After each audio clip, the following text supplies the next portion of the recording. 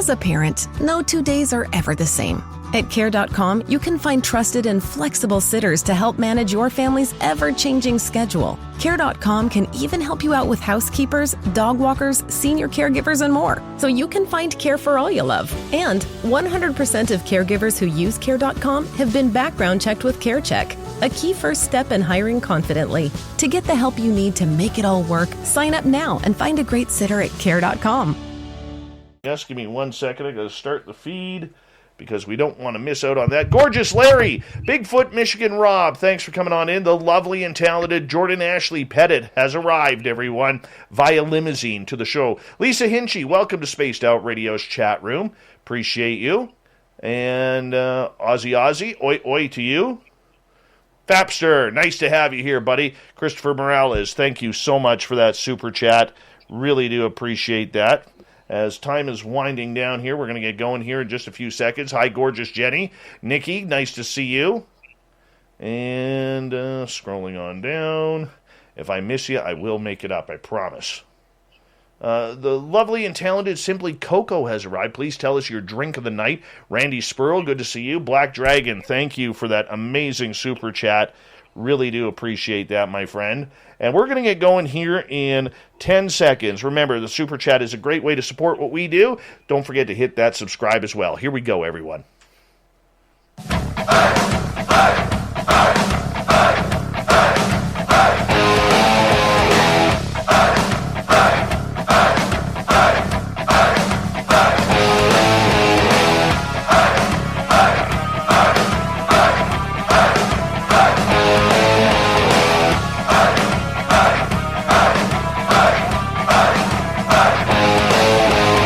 The mountains of central British Columbia to you listening around the world. This, my friends, is Spaced Out Radio. I am your host, Dave Scott, sitting in the captain's chair of SOR headquarters. We welcome you on tonight's show on our terrestrial affiliates around North America, digitally on TalkStream Live, Revolution Radio, and KPNL. All of our archives are free by going to youtube.com/Spaced Out Radio. Do old Davey the favor, hit that subscribe button. You can follow us on Twitter at Spaced Out Radio and on Instagram at Spaced Out Radio Show. Our website is spacedoutradio.com, where we have a plethora of features for you, including rocking out to Bumblefoot and reading up on Captain Shirk's SOR Newswire. Tonight's show is brought to you by Chive Charities. Help make the world 10% happier by visiting Chive Charities today. You can find them on our website. Of course, we are that time of the month, mid-month, where we bring in our good buddy Merle from Vancouver, British Columbia, and the Paranormal Road Trippers for Ghosts of the Great White North as we talk all things paranormal tonight. And we have a special guest with us tonight from the television show Ghost Adventures, psychic medium and good witch Patty Negri. She hasn't been on this show in a couple of years, but I can tell you right now, she is one of my favorites when it comes to entertainment because she's just so lively and energetic, and you're going to find out if you don't know who she is tonight. And Patty, Merle, welcome to Spaced Out Radio's Ghosts of the Great White North. Good to have you here. Thank you. Yeah, glad to be back. This is great. Thank you. And nice to meet you, Merle. I hear great things. Yeah, Merle's all right. You know, he's all right. I mean, every now and again, he gets a stiff upper lip because he carries a heavy mustache on him.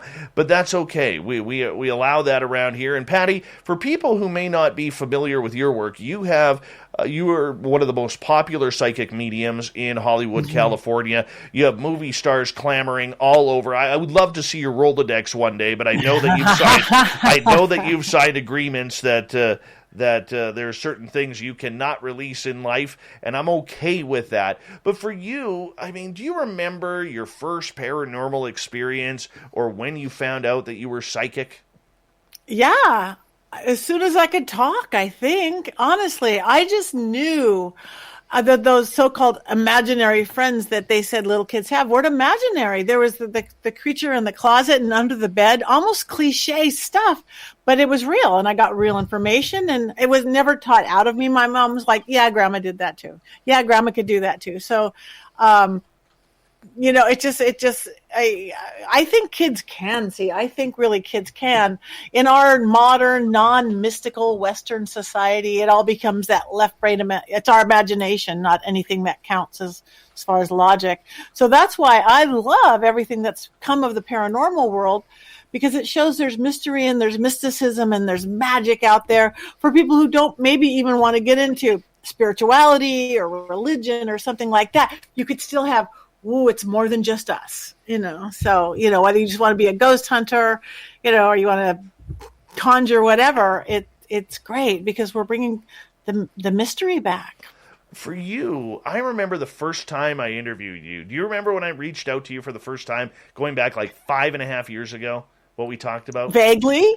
I hardly remember yesterday, Dave. Well, I remember because it was one of the weirdest topics we've ever spoke of on this show, and you had written an article that came across my Facebook page about ghost sex. Ghosts having sex with humans. And I remember thinking to myself, I was laughing so hard on this article because I was so new and virgin to this territory that I didn't realize that this was actually a possibility. And I knew I had to reach out. And you were one of the first big names that literally are like, yeah, I'll absolutely do your show. And I was like, what? Really? Really? So I've always remembered that moment. Ghost sex, spectrophilia. Yeah, it's been around forever. I mean, people in every religion, every belief system, non-earthly and humans coming together. And I mean, usually it always gets the bad press because everything does, the incubus and the succubus. But that's not what it is. There's a good side of it. I mean, if you don't believe in ghosts, you don't believe in ghosts. But if you believe in spirits, why can you believe grandma can stay there and hold your hand or whatever, or appear at the end of your bed. But sex, which is one of the most integral parts and important parts of our human experience, that goes out the door when your spouse or boyfriend or girlfriend leaves. It's like, that doesn't even make sense. I know. It doesn't make sense at all, which is why I had to have you on the air that first time. And I'm so blessed that I've been able to call you a friend ever since, and thank you so much. But your popularity on television has exploded since then. How did you end up getting involved with Zach Bagans and the Ghost Adventures team? That actually was, I think, pretty much of a fluke. I've been working with them, I think, 6 years, 7 years. The first time I did it was the Haunted Hollywood episode, and I was just called in. They were doing Haunted Hollywood, and they were at the American Legion, and they had heard. I'm on the board of the Hollywood Arts Council. We bring art into schools, and I had done ghost walks in a spirit salon, not like a down and dirty paranormal investigation. I'm talking my husband's jazz band plays and everybody dressed up old Hollywood, and I talk about spirits and we do things. But in doing this much more elegant party, I ran into Charlie Chaplin, and he explained all this stuff to me and where he was sitting.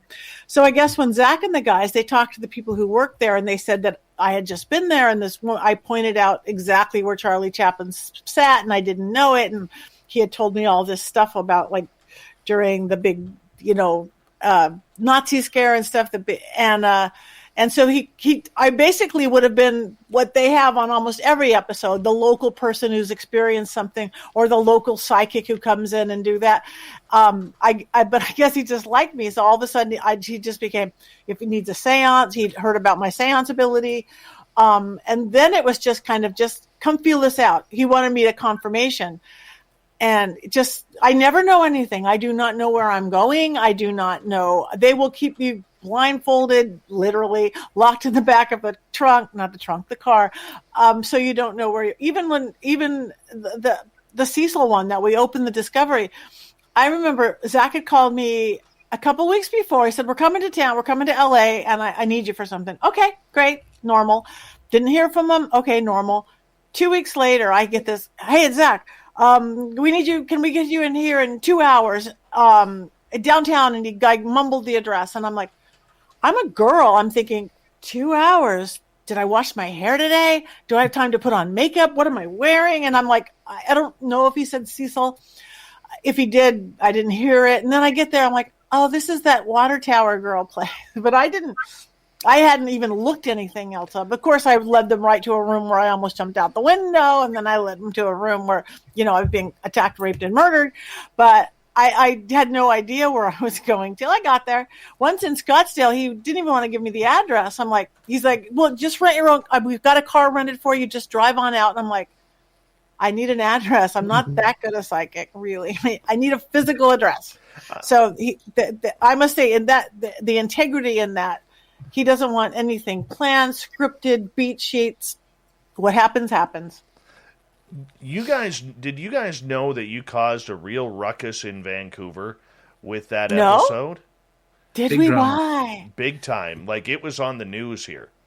And the reason why is there's still a lot of people in Vancouver, because the case is only 7 years old, and there's still a lot of people in the Elisa Lam family and friends who believe she was murdered and that she was drugged, and there was a lot of weird things happening there. So it caused quite a stir on radio and television in the media.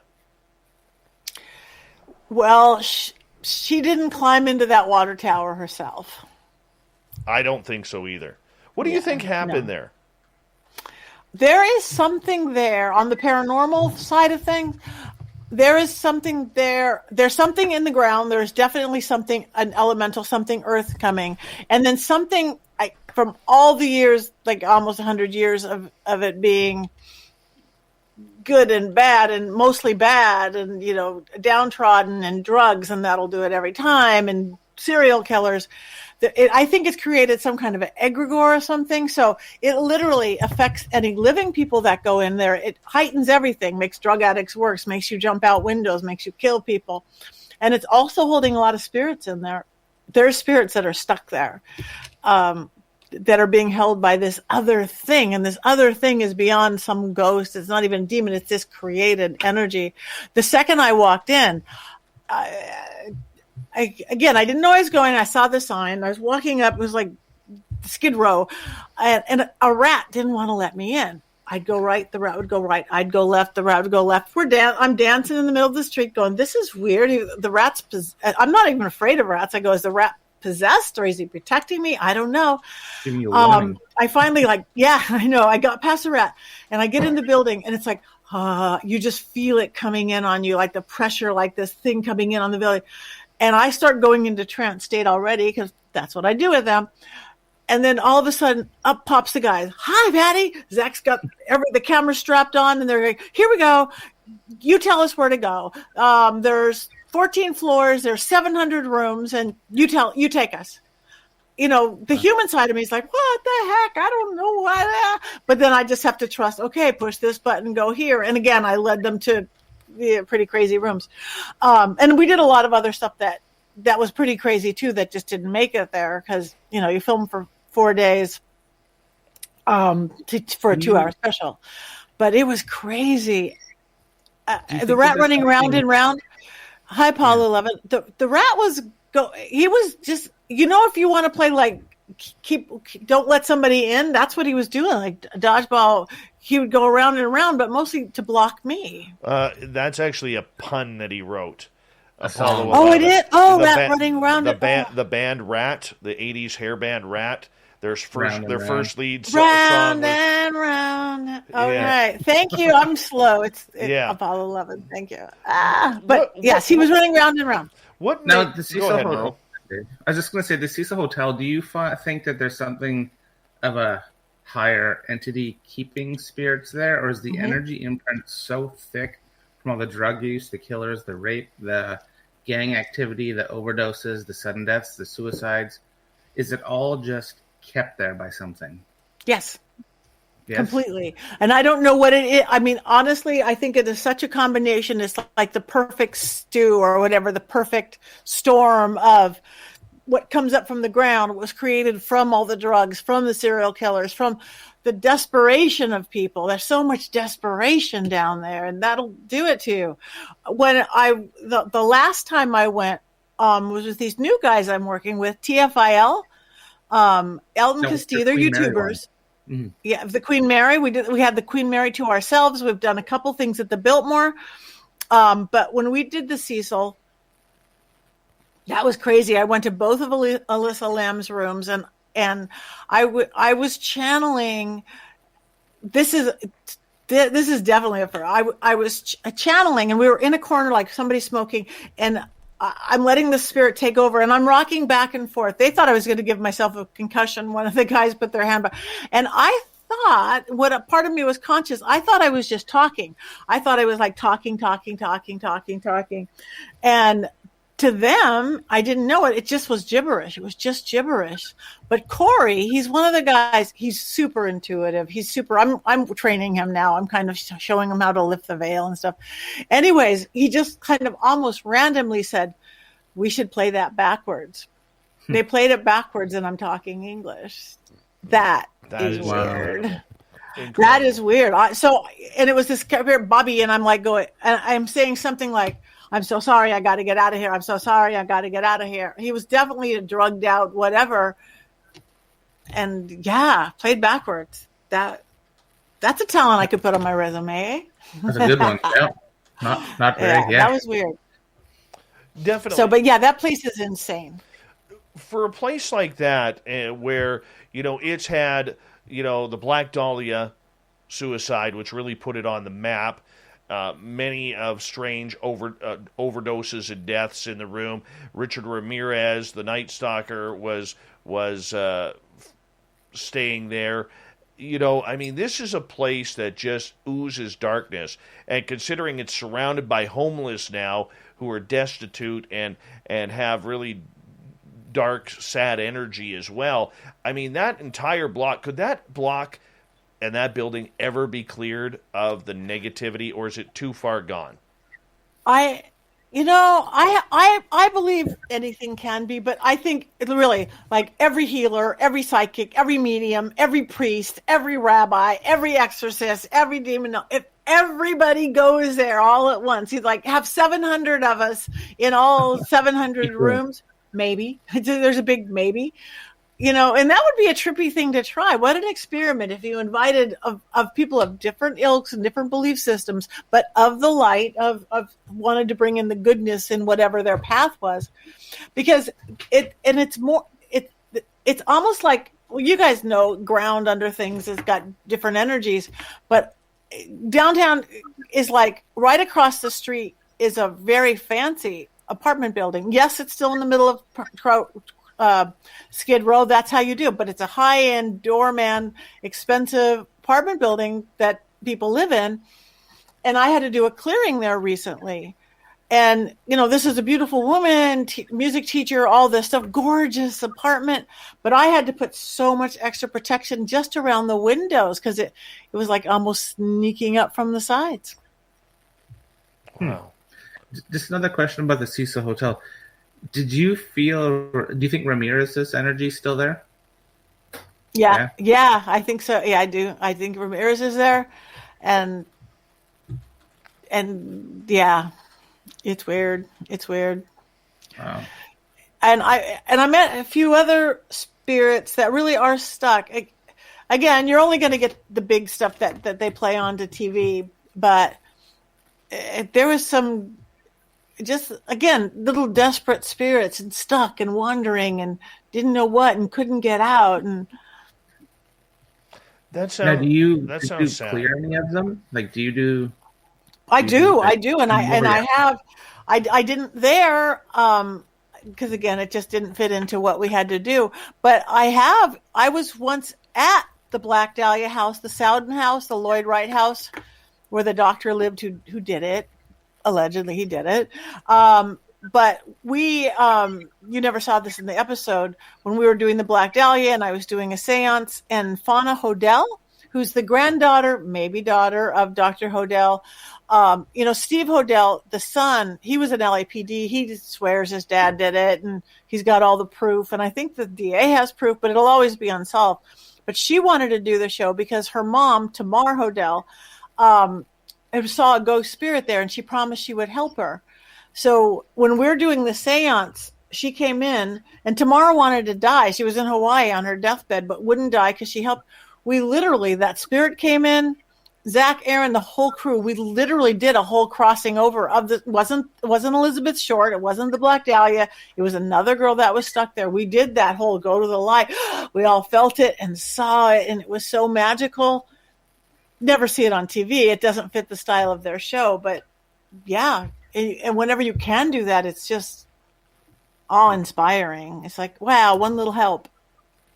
Yeah, no kidding, no kidding. For you, being around Hollywood, where there's been a lot of really cool things happen, but it's also a place where hearts are broken and souls are shipped off. Whether it's young actors wanting to get into Hollywood who get shoved into the porn industry, whether it's overdoses, whether it's alcoholism. There's a lot of kidnappings, murders, and real sick stuff that happen in Hollywood. What is the energy like in that city? Because when we all look at it, we see the glitz and glamour of it all, but the dark side always seems to come out and play when you talk to people personally or you see their interviews online or on television. Well, I think that's threefold. Number two, that is what you're going to see on television because they don't show the good stuff. There are so many happy damn ghosts in Hollywood. Most of the ghosts at the Hollywood Roosevelt are hanging from the chandelier having a good time. The ghosts nobody goes to Hollywood Athletic Club because they're happy ghosts. But yes, there is an energy there. There's a vortex in Griffith Park, like near the Hollywood sign, literally halfway between Burbank and Hollywood Entertainment Capital. That's such a strong vortex. I honestly think that's why Hollywood is where it is, not 50 miles this way or in Long Beach. It drew in the dreamers, the writers, the actors, the musician, the religious, the spiritual. Just by my house, I live in the Hollywood Hills. I have a nunnery, I have a monastery, I have theosophy, I have self-realization fellowship, I have Vedanta, I have Scientologists. We have every ilk of everything, along with the movie stars, along with the every level. It's so heightened. You guys have been to like old mining town that everything's heightened because of the silver and gold in it. Well, this is heightened by whatever it is in these Hollywood Hills. So good is really good. It's a bigger good is really good. Bad is really bad. But again, you're going to see more of the negative stuff. But it is, again, people who come here are people who don't want to just settle. I'm going to stay in my, I'm going to be happy and raise my family and work in a cubicle, and which is a fine. For the ones going above and beyond. For the ones reaching out, helping out, and lending a hand. For the ones people count on. You can count on Grainger. Grainger offers supplies and solutions for every industry. Backed by 24/7 customer support and specialists to help with hard-to-find products. Because you've got everyone's back. We've got yours. Call, click Grainger.com, or just stop by. Grainger, for the ones who get it done. For the ones standing guard. For the eagle-eyed. For the knights in shining armor. And for all those who support them. We are Grainger, your experienced safety partner. Offering supplies and solutions for every industry. Committed to helping keep your facilities safe and your people safer. Call, click Grainger.com/safety, or just stop by. Grainger, for the ones who get it done. Thing that most people, no, I want to be a star. I want to write music. I want to do whatever. I want to be a sports. And it's big people who come, big dreams, big disasters, big failures, and it's big personalities. And in my experience, big in life is big in death. If you're Bob the Quiet Banker, you're Bob the Quiet Ghost. I'm a star, in life, I'm a star in death. Again, the shows mostly focus on the serial killers and the insane asylum and the prisons, but big happy ghosts are hysterical. But I think that's what it is. And there is a dark side. I mean, I've literally got the ghost of Aaron Spelling out of Spelling Manor. That was funny because he was, I don't know, you might be too long tongue. I know. Murrow, but I know, no. Yeah. Okay, he produced producer. Fantasy Island, Love Boat. He was the producer of the 80s. He defined the 80s. And his ghost was stuck in like the biggest mansion in LA. And I'm sitting there with a new one. I can't talk too much about it, but it was like, I'm like, this should be on like the weirdest show ever, what I'm doing with these people in this most famous mansion in the world and what I'm making these people do. But we got rid of him. He didn't want to go, but it's like, not your house anymore. And then I think on the other end of that, going into the dark side, is Phil Spector's castle. I had to clear Phil Spector's castle. He's the guy, the music guy, Wall of Sound, who killed my friend, Alana Clarkson. Oh, wow. That was, and his wife, then becoming ex-wife, he met somebody else in prison, and she stood by him. There's his whole story, but the spirits there were not happy with her, and they had made her sick for like a last couple of years, and then he's divorcing her and have to sell the castle. I had to go. That was the blackest, ooziest castle I ever done see. Oh, I don't even want to hear how dirty that thing was. That is just imaginable. You know what I do want to ask you, because I'm a diehard 80s metalhead, hard rock fan, the hair metal days. When we come back from the break, I want to know about the rock scene, because we've seen a lot of big bands come out of that area over the years, a lot of overdoses, a lot of places that these rock stars love. Is Lemmy from Motorhead still sitting at the Rainbow? That's what I want to know. Is he still there? I know if anybody will know, it'll be Patty Negri. That's right. Our special and come back to find out. Absolutely. Patty Negri, our special guest on Spaced Out Radio's Ghosts of the Great White North. We got Merle here from the Paranormal Road Trippers. Yeah, Merle it up tonight. We're talking ghosts all night long on Spaced Out Radio.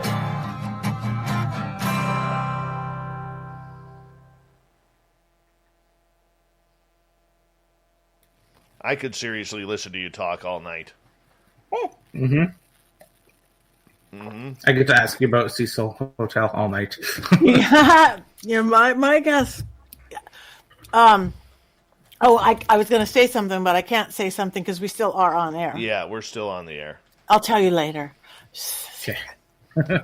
Oh yeah, yeah. That whole area is just. I got to get back there. Yeah, I got to get back there. It's been a while. I'll show you my town. Mm-hmm. Absolutely. Once this stupid pandemic ends, my God, I'm so done. I know. No more variants. No more. And then isn't there a third variant now from like Peru or something like that? Is there? I think so. Too much. Too much. Yeah. It's enough to wear you out. That's for sure. It really is. Now, with Charlie, I'm going to ask you a question because I know YouTube can hear us. Charlie Chaplin, did you actually have a conversation with him during? I did. Episode? During that episode, no. No, I didn't. I had done that. That one I just explained to. I really was just an interview on that particular episode, and I'm sometimes just an interview. If again, how they are in integrity. If I send them to a place, going, this is a good place, they won't have me do a seance or investigation because they know I know it. That happened with Reseda House of Evil. Again, drug stuff. I go, I cannot clear this house no matter what I do. So they went there. So they had me introduce and say whatever, and then didn't go in. Same thing with my friend Richard Lael's house, the Pasadena Ritual House, my little Satanist friend. I introduced it, but he didn't have me come in. He doesn't want anything that looks like it's been done. Wow. Man, the stories you could tell. Oh, it's amazing. It's amazing. Cool. Life is cool. Yeah. Yeah, you've had a good one. Hey, Super Gary has arrived. Merle, you wanted to know about Chad Smith. Chad Smith is one of our listeners here. There he is, right there. There he is. All right. And so it all got started a few weeks ago when I was in another podcast room who we support called UFO Garage. And Chad is in there all the time. And I just typed in there, I'm Chad Smith. And he's like, I'm Dave Scott. I'm like, no, you're not. I'm Chad Smith. Right? And it just kind of started in this funny thing and comes into our chat room, and now it's just kind of taken off. I like it. Strong. We're gonna get Chad. We're gonna get I'm Chad Smith T-shirts for our store when our new website comes up. Yeah, it's a great name. Chad Smith, Chili Peppers. Very strong. Very strong. Super Gary, how you doing, buddy? Hope you're having a good night, brother. Super Gary takes care of my YouTube channel. He's amazing. He's amazing. He's got a good handlebar mustache, too. Strong. Very strong. Further to your ghost sex, I have a story for you. Doesn't involve me. But I actually interviewed someone a couple years ago who had relations with a ghost and described it all in detail. And literally said it was like the real thing. And really good, right? Yeah, it's hard to wrap my head around that because, like, how? No pun intended. Really, I get it.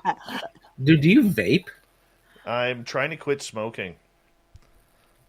So, yeah. You have, like, a skateboard, too? No, I do not. All right. But, yeah, no, that he told me 3 different stories in detail. And it was during low points of relationships in his life. Yeah, that's when it often happens. Where he was like, oh, man, I wish that I had somebody who liked me for me and blah, blah, blah, blah, blah. And that 3 times, like when he was younger. And then I think he's in his 60s now. And one was like in his 50s. And it was just really interesting. And he said it was the same person all throughout his life. See, I've heard of astral sex. I know people who have been like people who've been taken on UFOs who have been partnered up with people by extraterrestrials, and they have this astral type of sexual encounters. I've heard of that, but the whole ghost sex thing just totally trips me out. I'm going to get you guys to hold on because we're going to come back here in about 20 seconds. I want to say a big thank you to Apollo, Black Dragon, Sonny, Lee, and Major Lee for the super chats. Really appreciate your support of Spaced Out Radio. I'm missing someone here. I apologize. Let me know if I forgot.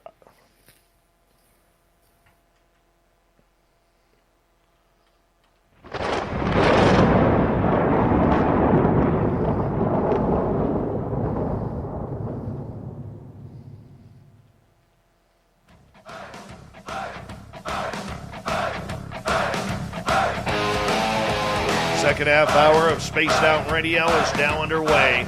My name is Dave Scott. Thank you so much for taking the time to join us. We really do appreciate earning your listening ears. We want to remind you that if you've missed portions of this show or others, check out our free archives by going to youtube.com/Spaced Out Radio. Do me the favor, hit that subscribe button. Our website is spacedoutradio.com, where we have a plethora of features for you, including rocking out to Bumblefoot and reading up on Captain Shirk's SOR Newswire. Follow us on Twitter at Spaced Out Radio and on Instagram, Spaced Out Radio Show. We continue on tonight with Ghosts of the Great White North. We got Merle here from the Paranormal Road Trippers and our special guest from the television series Ghost Adventures, Patty Negri, their psychic medium extraordinaire and psychic to the stars. And Patty, right before the break, I was asking you about music because I love music. I love 80s rock and roll, and you look at LA, that's where the place was to be.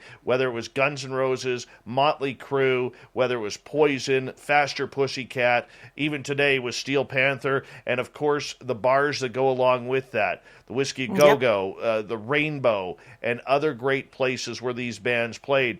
I mean, if I was a ghost, I could tell you right now, I would want to rock there. And everybody has fond memories. Have you ever had a chance to investigate any of those places? I've been to all of those places. I spent the 80s in those places, but no, I've never done them as an investigation. But you feel it the second you go in. I used to actually do a show at the Comedy Store, which is right there on the Strip too, and not rock and roll, but has a comedy version of the rock and roll vibe. It's crazy haunted. They all are. The Viper Room, the Rainbow, the Roxy, the Troubadour on Santa Monica. In those days, in the 80s, I lived. I could walk to the Roxy or the Rainbow. I lived right there off the Strip, and yeah, I don't want to say it was an innocent time, because there wasn't an innocent time, but it was that, wow, you could take over the world. It was, because the 60s had their thing, the 70s had their thing, and then what it was in the 80s, when you have, again, all these creatives coming with all these dreams and everybody lining up, and it's magic. And like I said, big in life, big in death, big in whatever. And so the ghosts that go hang there, a lot of them are just good, let's hang out ghosts. I need to settle something right now, though. Just pick one. If you had to see one tomorrow, Motley Crue or Guns N' Roses? Guns N' Roses. Oh, okay. All right. I am a Guns N' Roses fan. I love Motley Crue. I do. I'm this girl, but Guns N' Roses. Of course, every time. Sorry. Every time. Next to Freddie Mercury, Axl Rose is the greatest frontman in the history of rock and roll. Yes. Yeah, but he's always better than both of them. No. And Elvis. You're a sick and twisted individual, Merle. Sick and twisted individual. Patty, I would love for you, if you could do an investigation for us, I would love for you to go into the Rainbow, because apparently the ghost of Lemmy Kilmister is hanging out there, and people have run into him not only at his bar seat where they have kind of blocked off because he was there every night, but even in the bathroom stalls and everything, because he just loved the place. He was there. He even had his own mail delivered to the Rainbow because he was more there than anywhere else. Do you like dealing with celebrity hauntings? Is that what makes your job fun?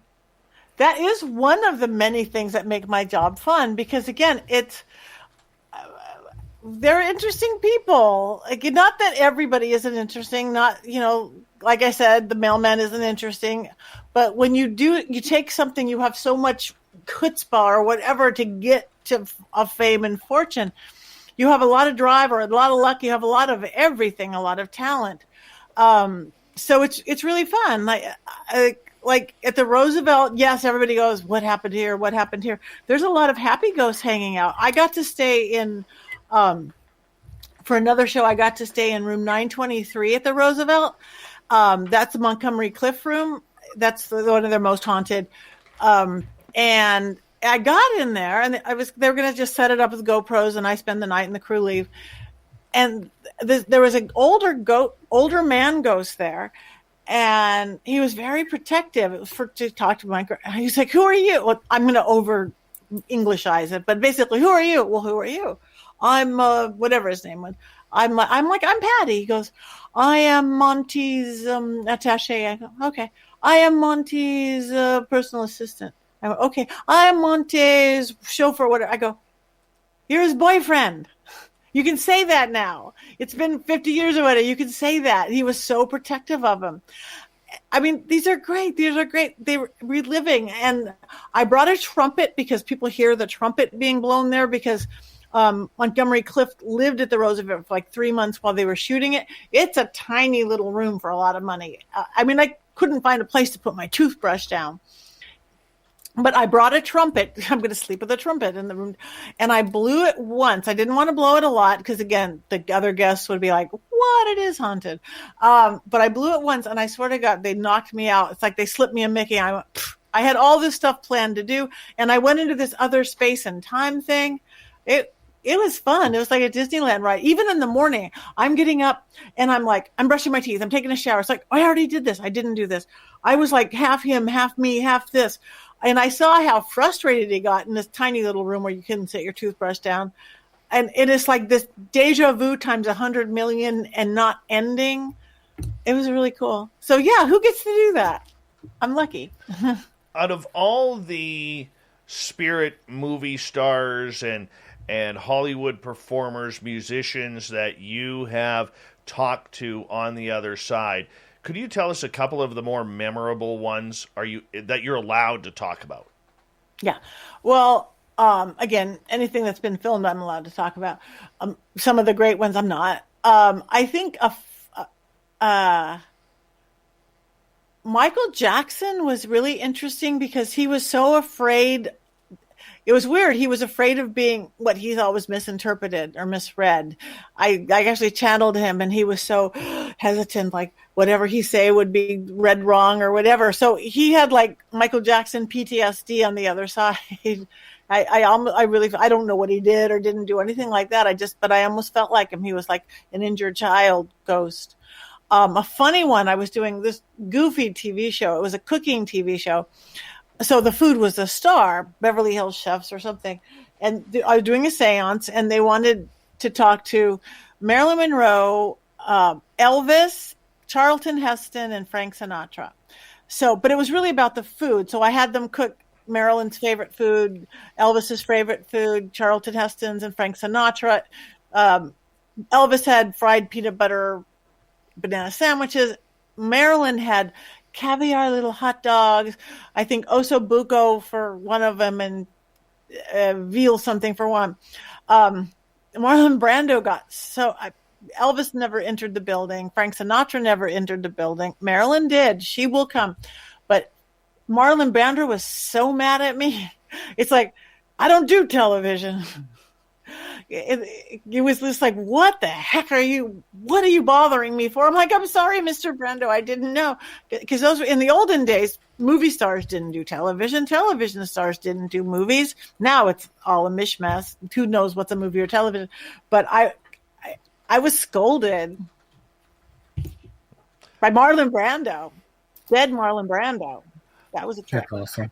What was it? Well, I gotta ask. How did you get in touch with Michael Jackson, and what was that like? Oh, wow. It was this guy, it's Modern Nirvana. He's this guy, he's a like an MC host for ABC or NBC. He just really wanted to contact him. He does some pretty interesting things, not based paranormal, more spirituality.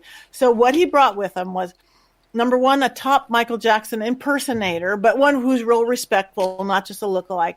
And he literally had Michael Jackson's the mask that they made the Thriller mask from, so the literal mold of his face that has been on his face. So we had all these real memorabilia things, and that always helps. We did it around my dining room table upstairs. And he just was willing to come because we were there in respect. We were there with somebody who, does him out of a tribute, not out of whatever. And we had these things. It was, he didn't stay in me long because he was so afraid. But everybody says my face changed, everything changed. It wasn't like me talking, but he was so fearful. The sort of thing happened with Prince. I had like outfits and outfits of Prince's stuff. His waist was this big. Prince's waist was this big. It's like, that's Barbie clothes. But we had all this stuff that was really him. I was with a couple of his old girlfriends, and I don't know, but we learned a bunch of stuff on that too. Now, have you ever had spirits approach you? Yeah. Like celebrity spirits. I mean. Oh, celebrity spirits approach me? Well, not like come and get me on TV, or I want to talk to you. I want to talk to you. Yeah.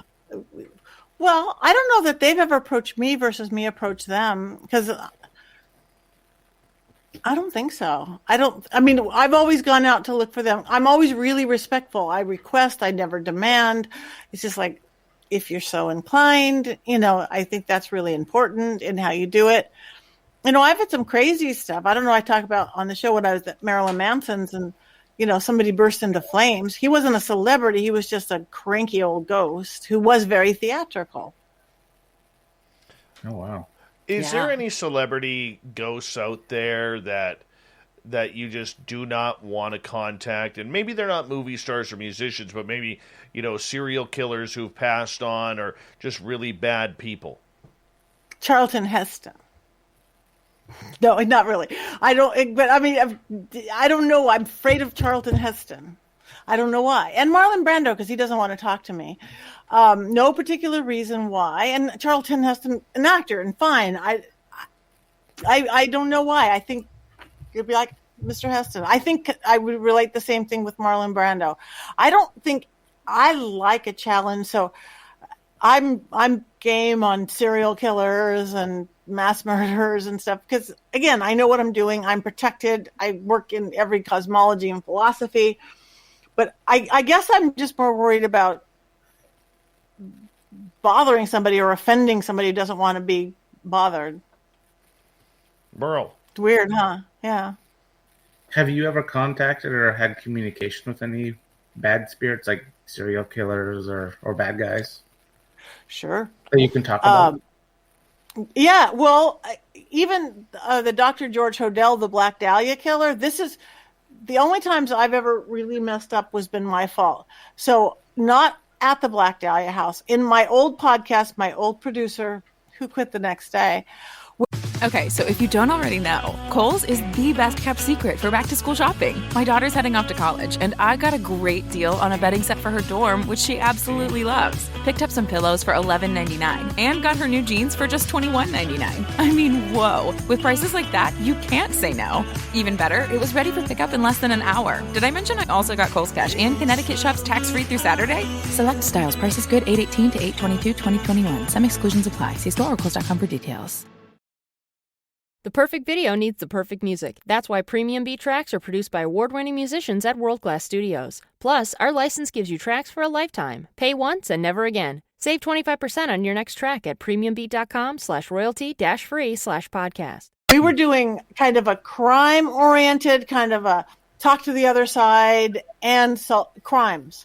So the person who was coming over was Linda Deutsch, who's like the top AP woman reporter of the world, got famous on Charles Manson and O.J. Simpson and Michael Jackson and everybody. Look her up, Linda Deutsch. She's amazing. And talk about stories just from the courtroom perspective. But we were doing a thing on the Black Dahlia. My friend, my producer and friend, we were setting up the table, and I had out my Ouija board, and I've safely used a Ouija board since I was 8.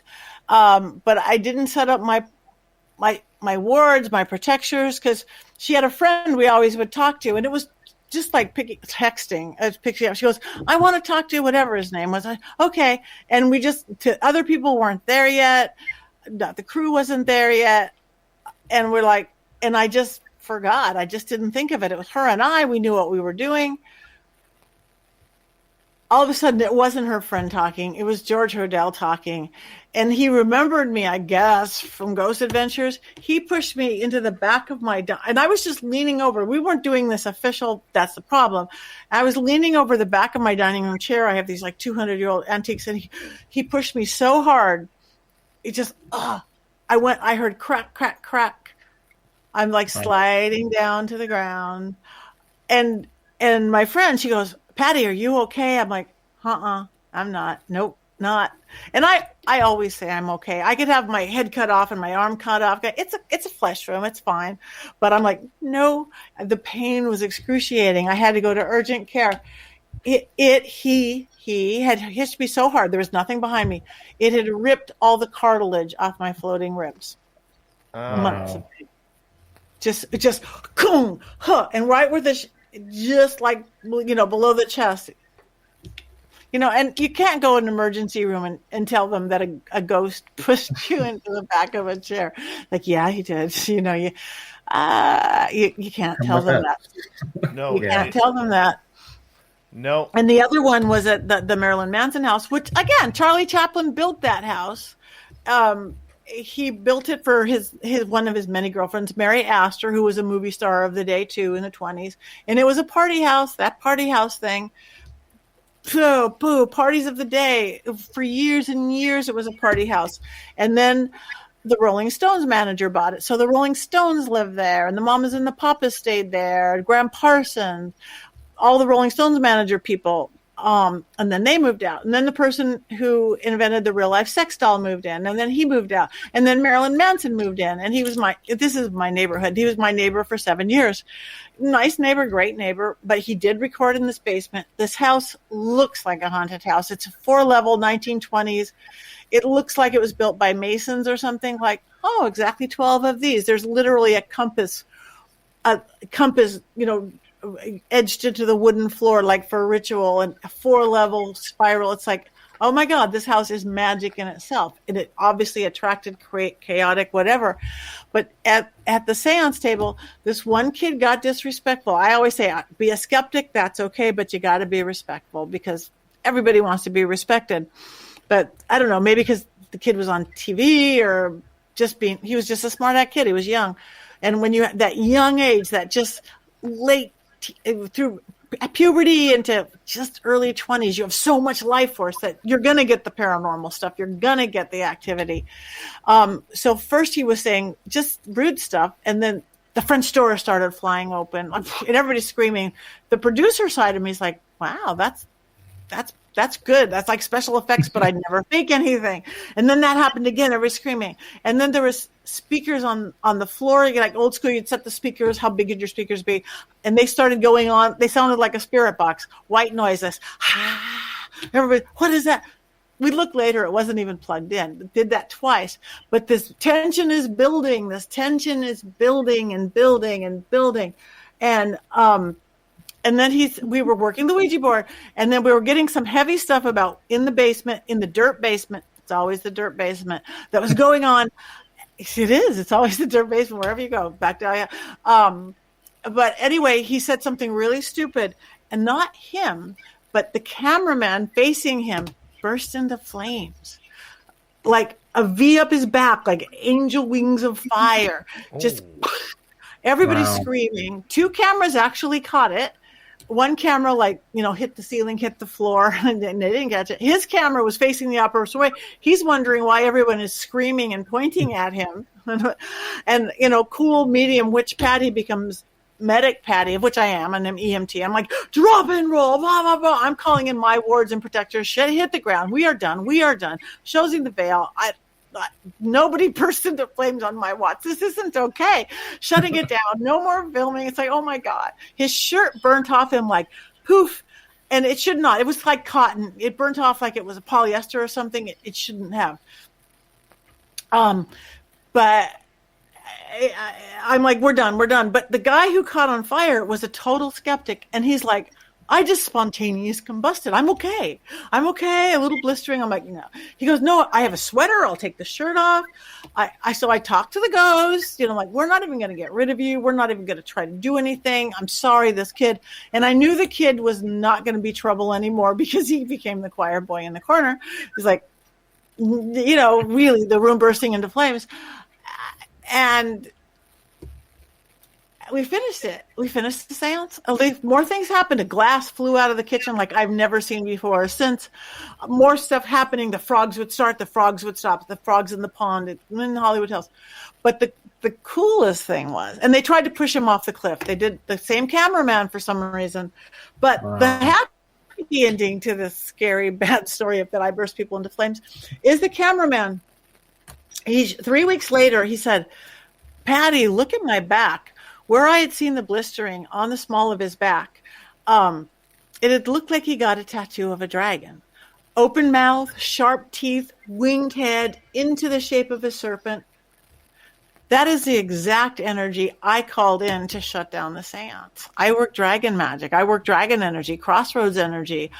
And I'm looking at that. I'm like, you have a tramp stamp of a dragon on your back. That is about the coolest thing in the history of the world. He thought so too. He became a believer. I had to make him a little mojo bag for protection, but they haven't done it. I hope they do it. They'll probably never do it. He was so intrigued. He wrote a script called The Portal. He wrote it with Stephen Norrington, the guy who wrote League of Extraordinary Gentlemen and the Blade series. It's called The Portal. And it's about basically this TV medium who does every reality show and does all these shows. And then one day a portal opens and then it becomes a horror film. I'm like, oh, how fun. Cast me well. Somebody young and beautiful. But I sat down with him. This is what Hollywood has to watch out. I sat down with him for like 5 hours with the script. I go, Laurent, you can't say that. He's like, but you said that. I go, I know I said that. That opens a portal. You can't say that. Spirits don't know the difference in a written script and somebody saying it. You don't want to be one of those cursed horror films, do you? With the ones where all the actors die off. No, you don't. So let's put meaningless words in here. No one will know the difference, but we won't cause anything. Wow. So we did. So if they ever do it, no one's going to die from watching that movie, but it should be fun. Aha! That'd be a good one. We have 2 minutes to go before we're going to go to break here at the top of the hour. Show flying by that we call Ghosts of the Great White North. Merle and our special guest, Patty Negri, are here tonight. Patty, out of all the Hollywood people that you have dealt with over the years, both in person and in spirit form, there's a lot of questions that go around spirituality that a lot of musicians and a lot of Hollywood stars sell their soul to the devil for fame and fortune in this lifetime. Is that just a myth, or has that ever happened? Have you ever run across that? And, because it's one of those rumors that we don't know if it's true or not. I mean, it goes back to Robert Johnson and the Crossroads way back in the day in blues music, but have you ever run across that? Sorry, I'm having a choking attack. They won't want me to talk. No, it happened a little bit, not most of it. All the conspiracy theories. Tom Hanks doesn't eat babies. No, most people just worked really hard to get to where they are. They created, they studied, they did everything. They didn't sell their soul to the devil. There is people who did. I actually did a movie. This was a trip called Sell Your Soul to Satan. This guy, he did a casting part for anybody willing to sell their soul to the devil for fame and fortune. 500 people, I think, showed up to the audition, famous, wow. Not famous, just starting out. So the person who got picked, his name was Kai Blackwood. He's from a band, Tokyo Death Squad, not real famous, but famous enough, Tokyo, kind of a metal, Tokyo Death Squad, and he was willing to sell his soul to the devil. So he worked with Jimmy, who used to run Jimmy Darling Panpipes in a cult store here in Hollywood. And she taught him all the stuff, what you have to do. He had to get parchment, like real parchment, goatskin parchment, had to have his blood drawn, write it in blood, had to make sticks, had to make all this stuff. I did a seance with him, and we wanted to contact everybody who had supposedly sold their soul to the devil, from that guy you just mentioned to King Solomon, to everybody who had. Anybody who came in said, don't do it. Don't do it. Anybody who had said, don't do it. Let's hold the story right there. Okay. We'll keep everybody in suspense because I want to get into this. I think it's absolutely great. Merle is here from the Paranormal Road Trippers. My buddy joins me once a month for Ghosts of the Great White North, and we have the extremely talented Hollywood's psychic lady, Patty Negri from Ghost Adventures. We'll be back with more Spaced Out Radio in Hour 2 next.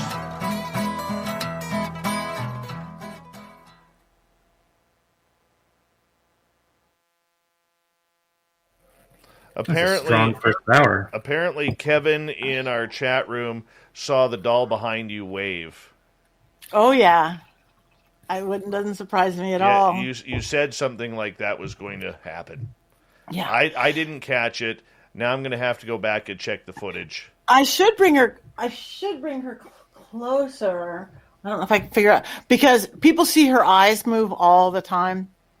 Like 3 people could come into the house and go, Belle's happy, Belle's happy, Belle's happy. She's a porcelain face. The next day, 3 people, Belle's not in a good mood. Belle's not. Everyone could tell. A friend of mine did a photo shoot up in front of my, I have this really cool kind of mantle. I'll let you guys talk. I'll be right back. Okay. And Belle's in a different position in every picture, and nobody told her. Belle thought it was her photo shoot. Wow. I have a haunted doll question for you, actually. Okay. Maybe I'll pick your brain, see if you can help me. I've just came into possession of 2 haunted dolls that have had a lot of negative impacts on the previous owner. They came in the mail. The box. I haven't even opened it.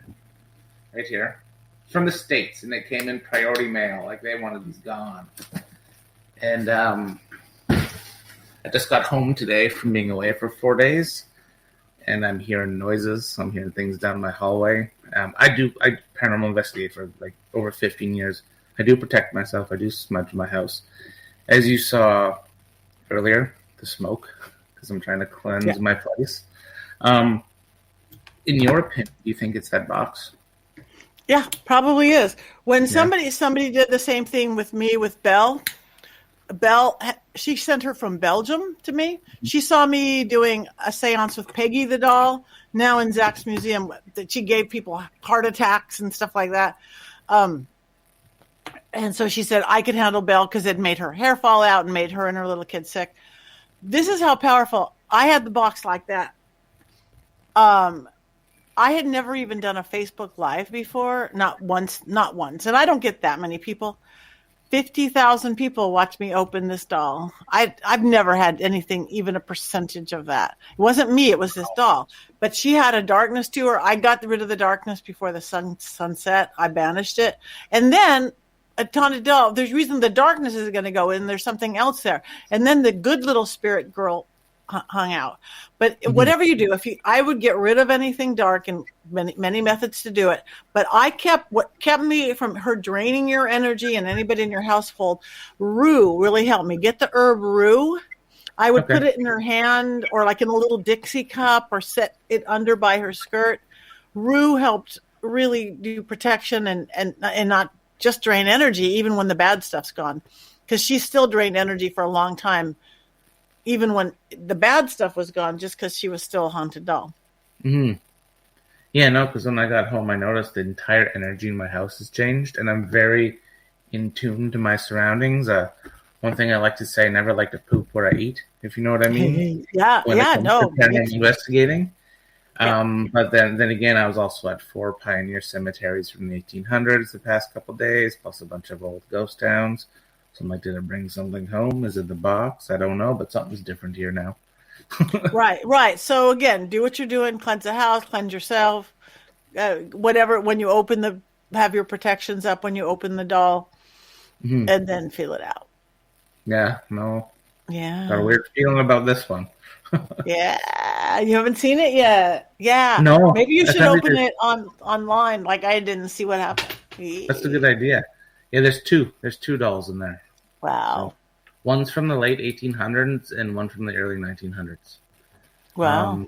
What I'm going to do is I'm friends with a guy in Seattle. Ross Allison. He has a haunted museum. And once the borders are open, I'm going to donate it to his museum. Well, that's nice.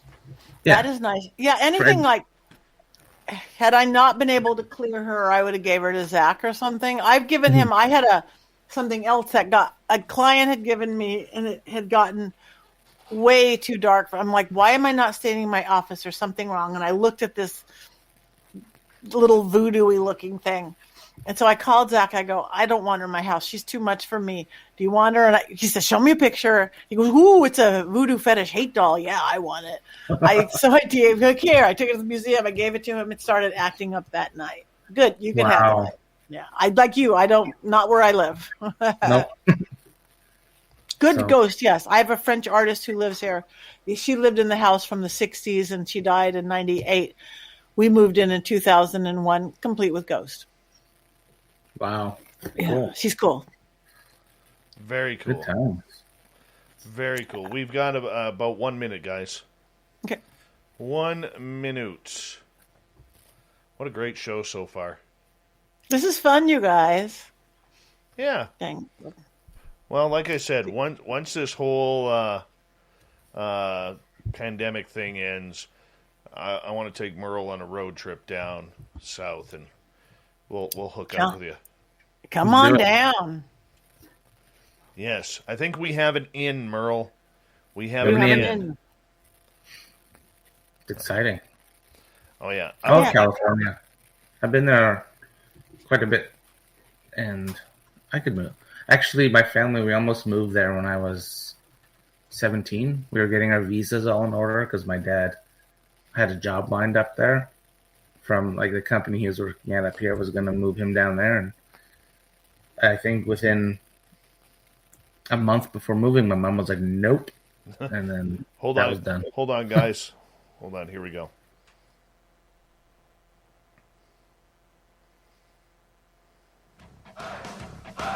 You're listening to Spaced Out Radio with Dave Scott. Follow Dave on Twitter at Spaced Out Radio and on Facebook, Spaced Out Radio Show. Here we go with hour number 2 of Spaced Out Radio tonight. My name is Dave Scott. Thank you so much for taking the time to join us. We really do appreciate earning your listening ears wherever you are on this beautiful planet we call Earth. Want to say hello to everyone listening in on our terrestrial affiliates around North America and digitally on TalkStream Live, Revolution Radio, and KPNL. All of our archives are free by going to youtube.com/Spaced Out Radio. Just do old Davey the favor. Hit that subscribe button. The Desert Clam has set the password for tonight in the SOR Space Travelers Club. Baedeker. Baedeker is your password. Use it wisely, space travelers, as the Clam sets the password each and every night right here on Spaced Out Radio. Our website is spacedoutradio.com, where we have a plethora of features for you, including rocking out to Bumblefoot and reading up on Captain Shirk's SOR Newswire. Follow us on Twitter at Spaced Out Radio and on Instagram, Spaced Out Radio Show. We continue on tonight with Ghosts of the Great White North. We do it once a month where we bring in my good buddy Merle from the Paranormal Road Trippers out of Vancouver, British Columbia. And tonight we are honored to be joined by our special guest from Ghost Adventures and Hollywood psychic medium, Patty Negri. Welcome back, everyone. Thanks, Dave. We should give out Patty's website, by the way, pattynegri.com. That's PATTINEGRI.com if you want to check her on out, which I highly suggest you do. We got some audience questions coming, but I first want to finish the story that we were talking about right beforehand, if you want to continue. Sell your soul to the devil. Right. That was a documentary by a guy named Dave Gaz. A very religious guy, kind of a Christian guy, but he wasn't doing it as a proselytization. He's a documentary maker. So everybody said, don't do it. Don't sell your soul. Ouija boards, everything. And the guy was so cute. He's this rocker, Kai Blackwood, but he's going to do it. So he did all the stuff that I saw somebody writing something about panpipes, but that happened in 2000. It's had many different owners and people's whatever, but this was back a little while ago. So said don't do it, but he was going on with doing it. Part of the movie, he said he wanted to do it, sell his soul for fame and fortune. So I said I would go with them when he was going to do this ritual. So he got this stretch limousine, small crew, and pulled up in front of the place. And there was the demonologist, a couple of people from her coven, me, Kai Blackwood, his wife, the filmmaker, and a couple camera people. We all fit in a super, super stretch limo. Maybe there was one other car. There was another car or two of people. And we're getting in the car in Hollywood. And there was this really weird guy called, I don't know, Preacher Bob or something. And he was really scary. God is my co-pilot. But he was the scariest one there. We're getting in and we're driving way out to the desert. And then I'm started thinking like, maybe this is a horror film. I'm getting in the car with all these weird strangers who are going to do all this weird stuff. We are now off the road, off the freeway, off the beaten path. We are driving deep into the desert with people I don't know going to go sell our stuff. It's like, okay, I've done enough horror films. And then we get to this, it's like a silo. A big round building, probably for grain or something, but open roof, no roof on it, no door. You had to climb up a window. In South Dakota, we're looking forward to exploring new roads and wide open spaces. When you're ready to travel, go great places. Learn more at travelsouthdakota.com. Okay, here are reasons to try a Nest mattress. 1, they have a mattress for every kind of sleeper. 2, Nest offers free exchanges within a 100-night trial. And 3, save hundreds on everything bedroom related now through the summer at nestbedding.com. To get in, not real high, but you had to climb this. It was all cement brick, whatever you call that, cement color prints. So that's where the ritual was. And Kai had put together this big, all these sigils and symbols, and he had to get this certain kind of wood and carve this stuff. He had this how I sell my soul to Satan, this long thing. And I'm like, don't do it. I'm going to be here to hold space for you. I'm going to be here to hold light for you.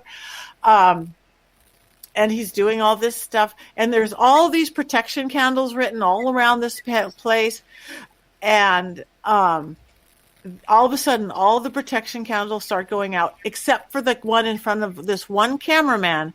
And his wife would not leave the limo. She was in the limo, like praying for him, and his candle wasn't going out, but everybody else's was. And all of a sudden, it sounded like World War II planes coming in, whatever that sounded like to me, like this rumbling, this vibration. I'm like, oh my gosh, oh my, this is scary. He's really going to do it. He's really going to do it. And he had a black mirror, magical mirror, concave mirror, that's where the Satan, devil, whatever was supposed to come through. We were getting so close, and he was saying all this stuff, and he had this parchment where he did this thing. And then last minute, he got a hammer and he smashed the black mirror. Even the demonologist girl, the panpipes girl, told him, don't do it or you'll be dead by morning. Don't really do this. But we got this close. But then here he holds this parchment, and it's like 8 by 11, a piece of paper sized parchment where he wrote all this stuff. And she's like, you better burn that. It wouldn't burn. They had a whole bottle of lighter fluid. They're squirting it. It's just firing, it didn't burn. Firing, it didn't burn. Just, okay, throw it in the corner, put a whole bottle on it in the corner of this big silo. Like, oh, we thought it burned. Fire blazing. We went over and looked at it. It had just shrunk completely. It shrunk to like the Barbie doll, like a 2-inch, like a business card size, but completely legible. I, Kai Blackwood, sell my soul to the devil, blah, blah, blah. The other side was, I've never seen anything like it. The other side was black scorched charcoal, and it looked like 4 limbs coming out. It looked like a horror thing had put together. The other side, perfectly legible, beige as the skin it was made out of. And he's like, what do I do with this? She's like, keep it safe. But he didn't do it. He didn't sell his soul. I don't think he's the most famous rock star out there. I think he's still working, raised a family, but he's not dead. But, yes, the long story longer. There is people out there, of course, will do that. People, like 500 people went on that audition willing to do that legit. But I think most of the stories, the conspiracy theories, are just that. I've seen how hard people work in this town to get what they're doing. They don't need to sell their soul. I mean, somebody's going to sleep with somebody on occasion. Yeah. Is that selling your soul? Somebody's going to, go be your gardener or whatever. But it's small percentage. That is awesome. That is awesome. Merle, question. Yeah, let's go to those audience questions, because I have a good one for top of the hour that I want to ask her. All right. Well, I got to scroll back in the chat room, and I'm wondering, let me get back here. Nicola is asking, why would you want a haunted doll? Why not? Because they're fun. Yeah. Because they're fun. They're fun to research, I think, and document. That's what you want them for.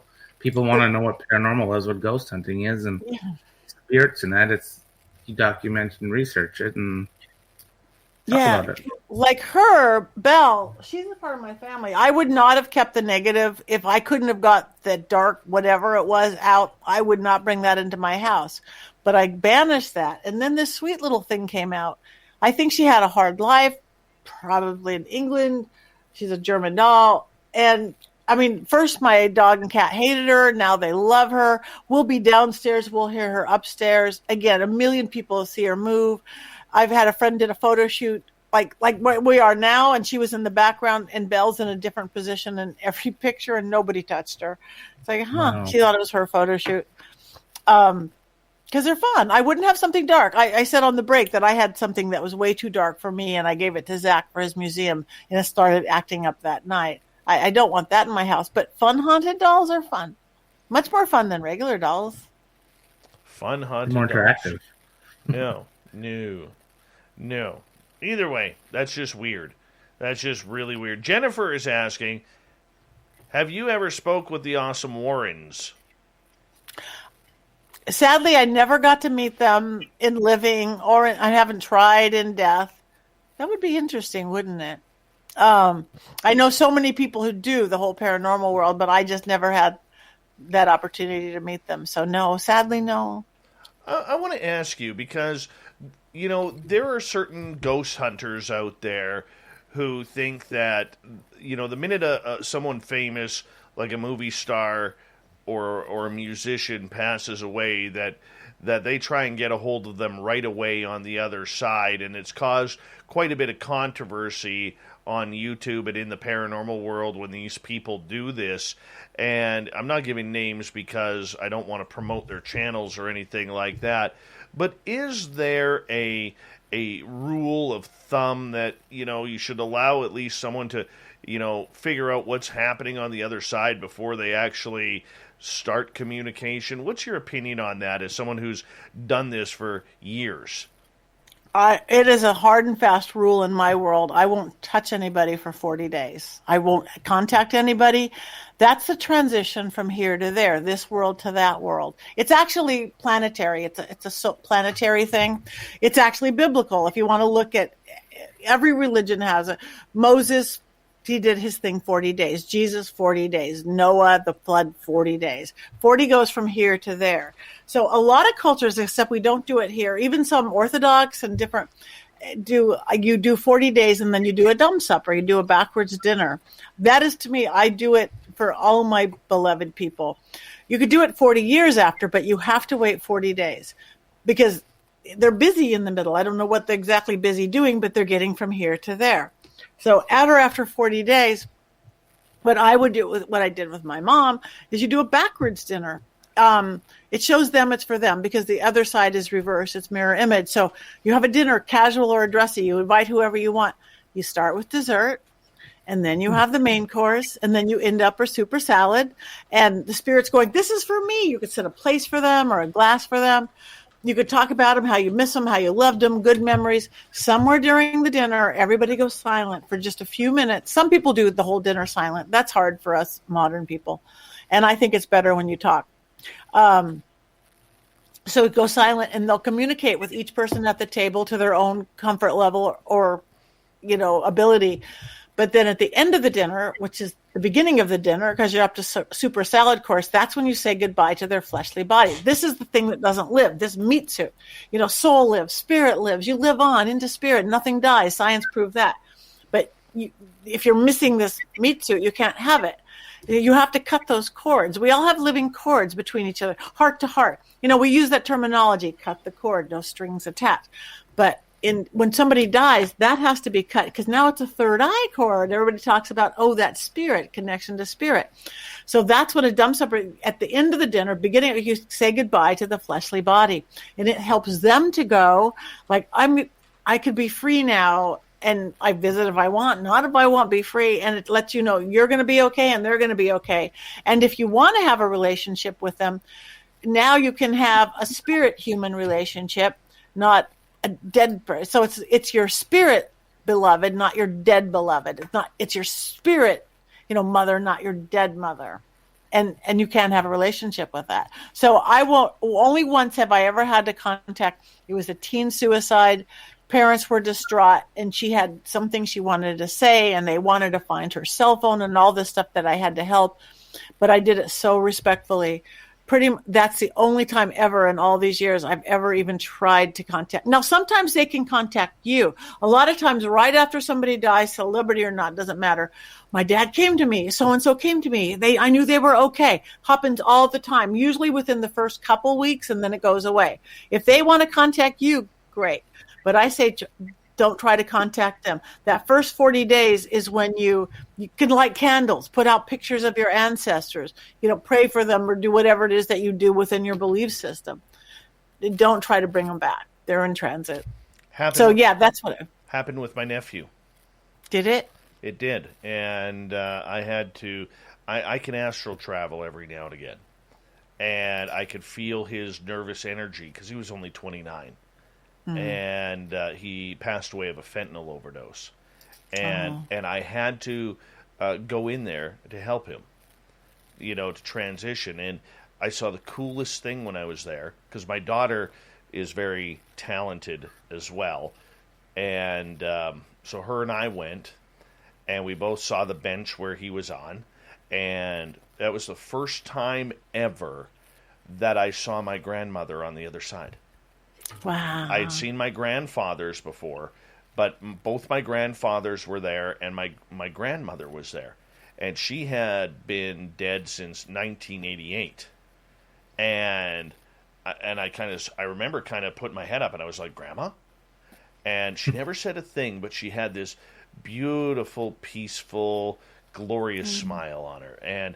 And she was just smiling, like, because she never got to meet my nephew in life. Wow. My sister was pregnant with him when she passed away. And so she was just staring down at him on this bench. And it was like, we didn't have to worry because Grandma was there. Yeah.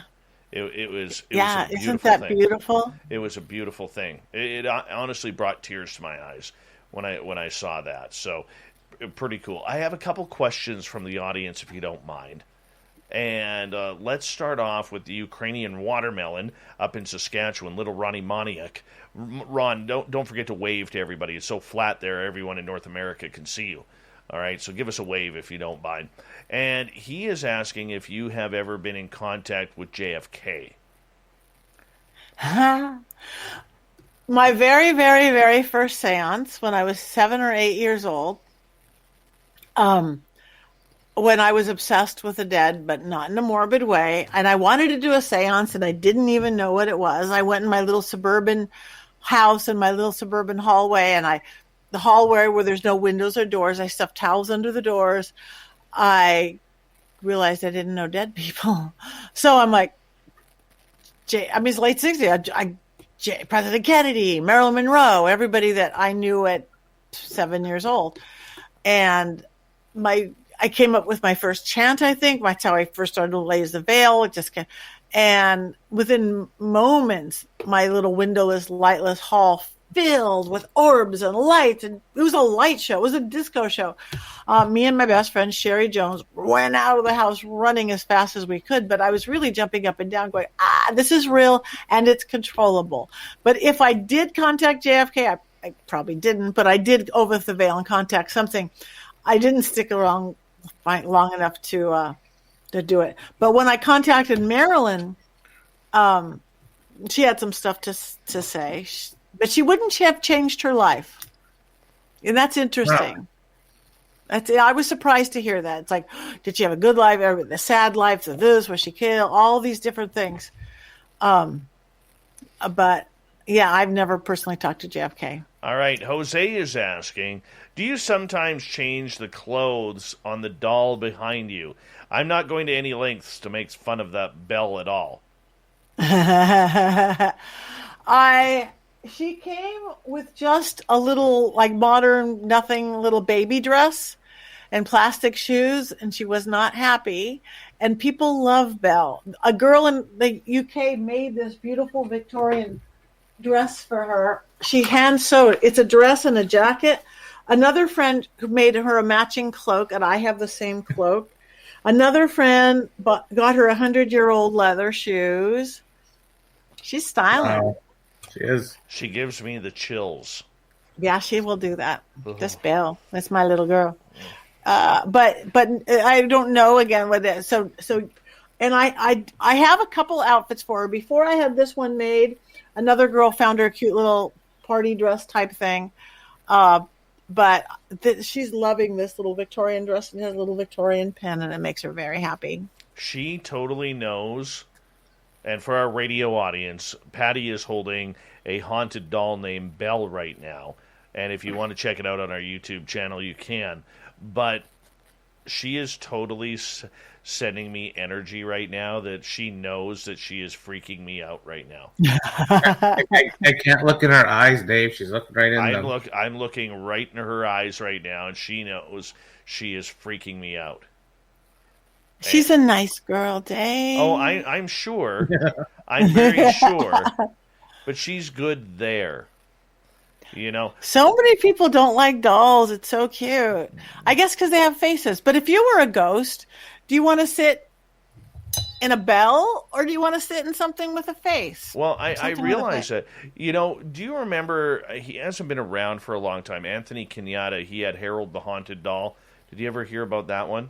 I know Harold, yeah. Okay, Harold the Haunted Doll, when I talked to Anthony, I interviewed him, this is going back about 4.5 years ago, And he forewarned me during the show that something strange was going to happen. And this is when we were just doing the radio side of things and not the YouTube side.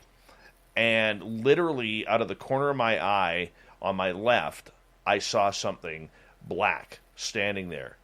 I turned my chair and looked, and there was a real thin, cloaked figure standing about 4.5, 5 feet tall right beside me. And I have never jumped and screamed so hard since I had the alien Carl at my window. So, I mean, yeah, I'm a believer in this stuff. Jeremy is asking, when you were talking in your previous story about the gentleman who had the fire break out on his T-shirt, was there any television footage or camera footage of this spontaneous combustion? There is a little bit. I have to work hard to find it. I might have posted something. I mean, because it never got to the show because it didn't, and they didn't do the movie. But the guy did a little promo about it, so I will have to look. But you can find it. His name is Laurent Malachi. This thing is The Portal. It might even be lost in my YouTube channel somewhere where he's talking about.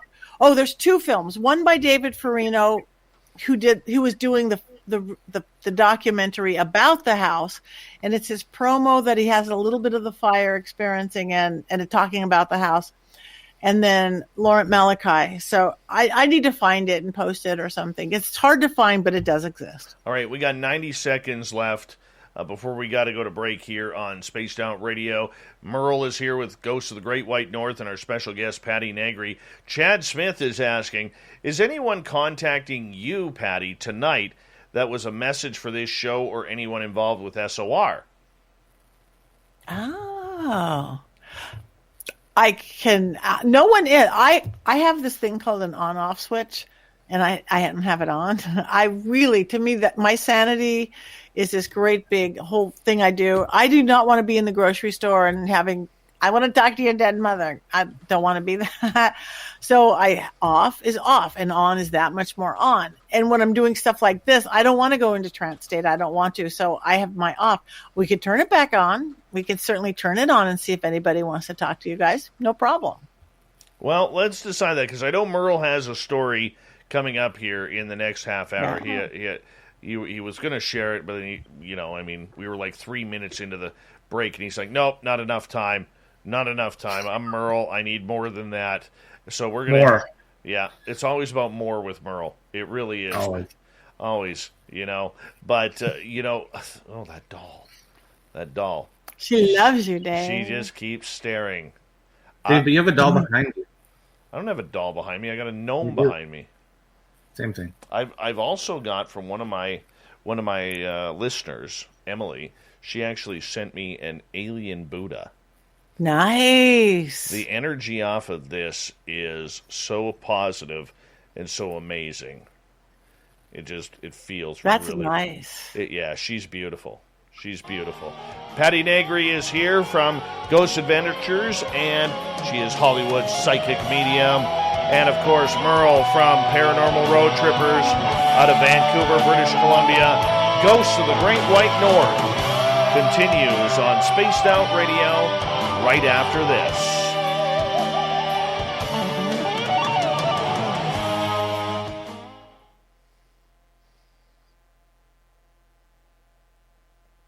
Teeth. I don't know if you guys can see them.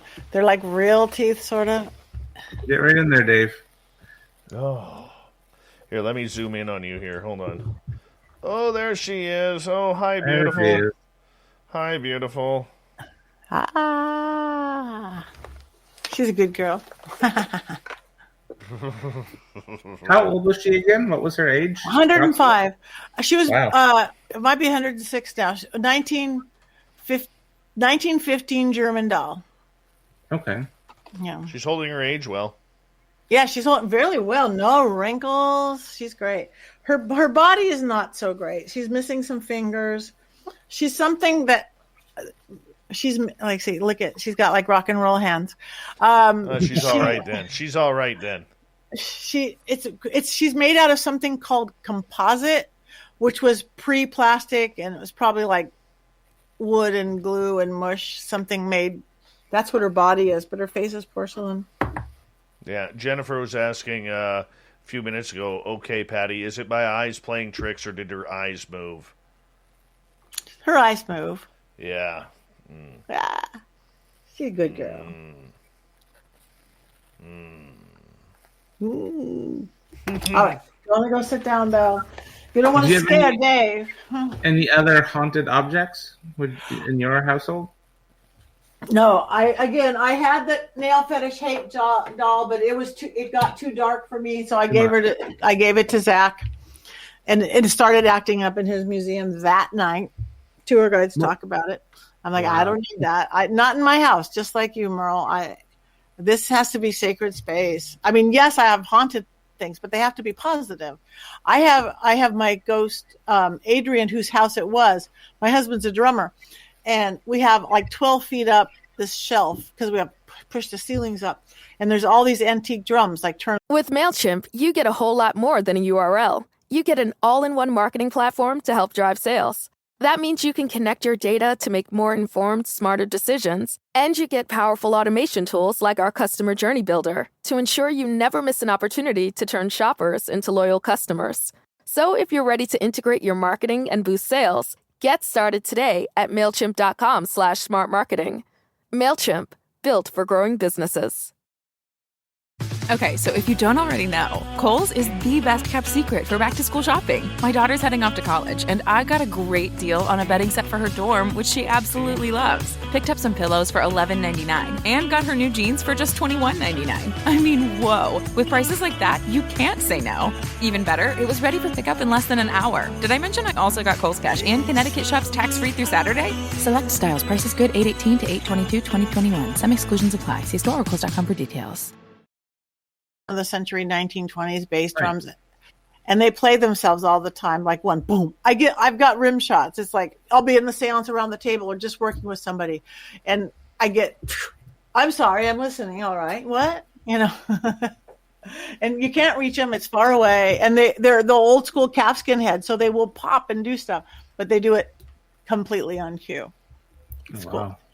I like having good ghosts, but not negative. I don't want to get sick. I don't want to have energy drained. I don't want to, Interesting.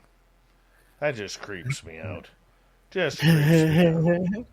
I'm not going to lie. It just freaks me out. But then you sit with a gnome and an alien Buddha. Yeah. Well, David Weatherly is the one who I used to have nothing to do with gnomes. They freak me out. They used to freak me out. Maybe still a little bit. I'm not saying that publicly, though. And he said if I keep putting negative energy out, the real gnomes will come because they'll pick up on that and they will start taking my things. So I better make one with the gnomes. So I did. And one of my listeners actually carved this guy. Wow. Yeah. So it's an SOR gnome. It's beautiful. Oh, wow. It's your own gnome. Yeah. With a microphone. I know. It's amazing. It's absolutely amazing. Thank you. That is beautiful. The Michael Leger. That would be make gnomes very happy. And just like fairies. I work with the fairies. But if they get too mischievous, they start stealing things. They steal keys and jewelry. I actually have a question for you because 2 nights ago, after the show, I took my dog outside and I was on the phone with one of my UFO people that I talked to. And I was standing by my carport door where I have my sensor light. My dog, Doug, he walked out I'm about 3-4 feet from my gate. And then he walked and laid down right in front of the gate. And I actually saw a ghost deer come hopping on by. And I was like, whoa. And I looked at Doug. Doug never saw it, never reacted, nothing. And it was about 10, 15 feet in front of him. What's a ghost deer mean? Well, it's probably a ghost of a deer. I don't know if it's like a totem animal. There's different kind of familiar. A familiar is you could have the dog cat living familiar. You could have the totem like the native thing. It could have been one of those, or you could have the created one like working with dragon, working with fetishes, servitors. But I had it must have been from the area. Who knows? I had, like, animals are first to come to my seances. It's like, who had the three-legged German Shepherd with the purple collar, and they're first to come, who had the white fluffy cat, but I was sitting around my dining room table in Hollywood, and a giraffe came in. Weird. And again, that left side of my brain wants to go, you can't say that. Nobody here had a giraffe. But I say it, and I just go. Hold on one second, my dear. Here we go.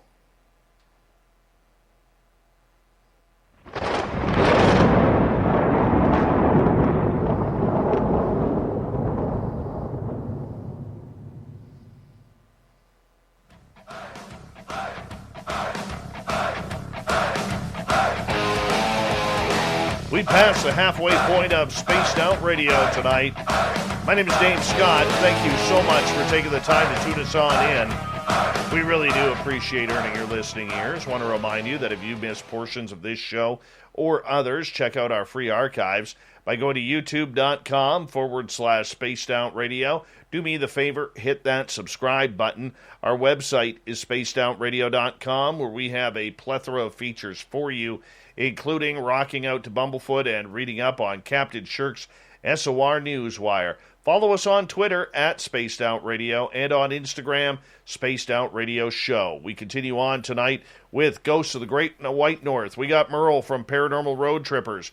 We have Patty Negri here from Ghost Adventures television show, and she is literally the psychic medium to the Hollywood stars. And we're continuing on here. Merle, you had a question/story that you wanted to ask or tell. It's more or less just a question. It's a super basic question, but I think it's important to ask because you reference seances quite a bit.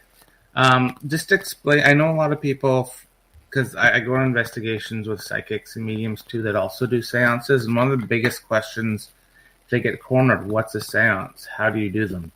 So, what's a seance? How I do them? I mean, mine are very styled of the spiritualist style, Victorian, old school, not a lot of fancy things. I have bells and chimes and Ouija boards. The way I do them is I literally, because I've been doing it since, I lift that veil. There's our world, there's their world. I lift that veil between the worlds and invite the spirits in. The way I work elementally, the air and the fire and the water and the earth, like pagans that I am, or Native Americans, or any shamanic people.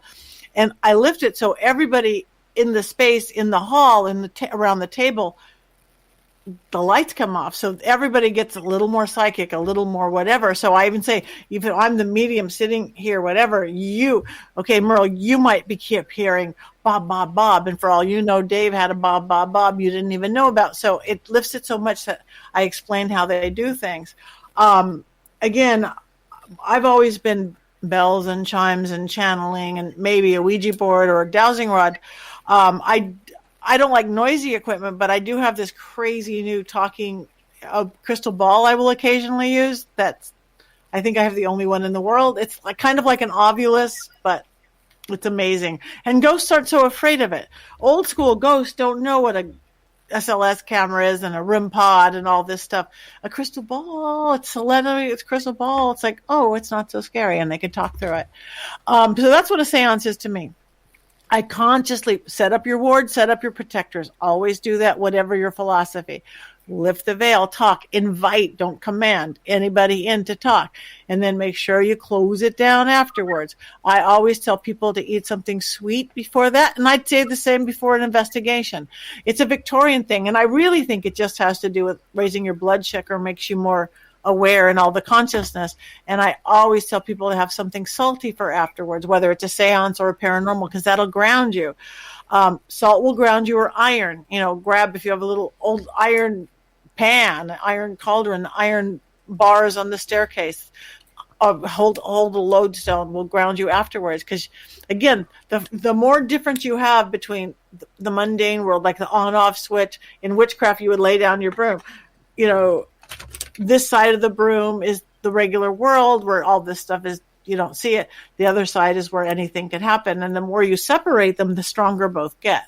So that's what to me is seance. I am consciously now creating this sacred space, this sacred area. We are lifting it up. We are talking to people. We are shutting it down. All right. That answered the question for me. Now, one of the seances that I watched you do was on the Queen Mary ship. Can you walk us through how that one went? Yeah, that was with the TFIL guys.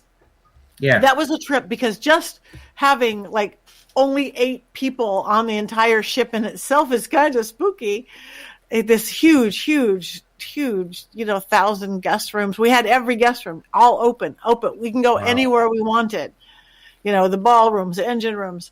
And yeah, it was a trip because there's so many spirits there. It's so haunted. There's so many. And again, there's happy ghosts that hang out there because that was the best trip of their life. So let's go hang out at the Queen Mary. There's everybody that died there because people always die on cruise ships. There was also used in the war where there was hundreds died when 2 ships hit together. I didn't know any of this beforehand, but we set up the seance area right by where the ship had hit another ship and a bunch of people had died. So it was a little chaotic, honestly. It was a little. I couldn't pull all the focus because there was so much. It's like you're at a rave and trying to have a quiet conversation. But it was great. We got some great stuff. The guys, the TFIL guys, are all so open and so committed, just like Zach and his guys. That makes all the difference in the world. Absolutely. Do you find going into locations like that, spirits flock to you, knowing that you're sensitive? Yeah, they because and again, almost anywhere because it's and when you start to raise the veil or work it, it's like you put a open sign on, like there goes your open, they're walking by, it's like, they could talk to us, they could see us, so they come on by. So I have to get real, especially in controlled ones when I'm doing around the table or just people who aren't wanting to talk to anything dark, real controlled, only good spirits, only light spirits, only spirits attached to the loved ones of the people within this space, or maybe this room or where we are at the Queen Mary. But it can get chaotic if it's chaotic spirits and stuff. But yeah, it was really cool. How often do you see deception from spirits? Like you were just saying, how people only want to sometimes talk to the friendly ones or the happy ones. How often do you see the wolf in sheep's clothing kind of go front and center to you? You just have to set it up. Number one, you can't think that just because a spirit says it that they know what they're talking about, or that they're not telling a lie, or that the person that says they're your grandma is your grandma. This is where you have to set up your parameters, your boundaries. Again, even a Ouija board, it's like, unless you're with people who know what they're doing, only good and light spirits, only spirits you invited, only spirits of the light or with good intent, whatever you want. You don't open your front door and say, anybody come in, serial killer next door. You don't do that to your home. Why would you do that when you lift the veil or do a seance or do an investigation? Investigations are different because you want to see what is there, but you still need your protectors. You don't want anything that can physically hurt you. But I think the biggest thing that I've learned and known my whole life of doing this, I'm a firm believer, and it's always been true to me, is that this is our realm of existence. This 3-dimensional, third dimension, gravity, Earth is ours. The other side really does have to play by our rules, but we don't know that, so we give our power away. When you see people get all possessed, whatever, unless it's like somebody like me who does it on purpose and knows what they're doing, they've allowed it to happen because getting too fearful or getting too angry, and that's exactly what a dark spirits want. Yeah, I get scared. Yeah, I get mad. Unless you have a severe addiction problem, that'll call in the dark no matter what. Unless you have a severe mental imbalance, and if you do have a severe alcohol or drug problem or mental imbalance, don't play in this world. Really, don't play in this world. Take up anything else, because that's when the dark can get in. Other than that, it's our world. Don't let it in. In the name, like if something good comes in, talk to it. Something bad comes in, command it to leave. In the name of whatever you believe in the name of God, in the name of Jesus, in the name of your cat, in the name of your designer handbag, in the name of your highest self, in the name of whatever, without anger, without fear, with respect. And guess what? They go, 99.9% of the time. Yeah, I always say there's no caller ID with the spiritual world. Yeah. Kind of don't know who you're talking to until the communication. That's why everybody has to develop their own intuition. And that's what, again, being an investigator or into the spiritual world, all you start doing, if it feels a little off, it's probably a little off. If it feels a lot off, it probably is. So trust your gut, trust your that, and then be careful who you allow in, and then go from there. But, yeah. All right. Do you find a lot of spirits try to attach themselves to you, like attachments? Only once have I, twice. Well, once the Black Dahlia thing wasn't exactly an attachment, but knocked me out. Once I did, and again, I let my guard down. I live in the Hollywood Hills. The house across the street had belonged to an actress, a beautiful actress, dear friend, and she had kind of lost it to alcohol. What's happened? She didn't sell her soul to the devil. She just, she just had a drinking issue. So, and she got kind of just really a lot of attachments and stuff. And then after she left the house, a beautiful new young family moved in, but in the in between time, I would see this thing out the window seething that had been created again by everything her, and she had called it in. And one time, just before they moved in, maybe it knew something was coming. I swear to God, I live in a hill, so it's above my house. It like rolled across the street and into me. All of a sudden, I'm in my very well warded and protected and cleansed and balanced house going, I don't feel good. I just want to die. I just want to kill myself. I can't go on. I'm like, these aren't my words. This isn't me. This is her. Ooh, this isn't her because she moved out.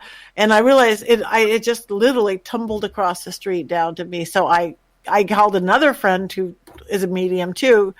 I could have done it myself, but it's better in numbers. You need help sometimes. And we got rid of it and went away.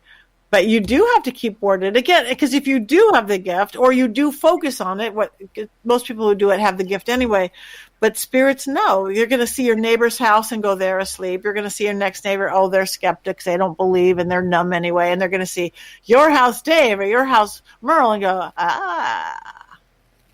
And they'll see me or sense me or feel me or, and stop. I hear you there. So, Marie in L.A. has a question. She says, hi, Patty. Have you ever experienced anything at Chateau Marmont? And if not, what about Yamashiro?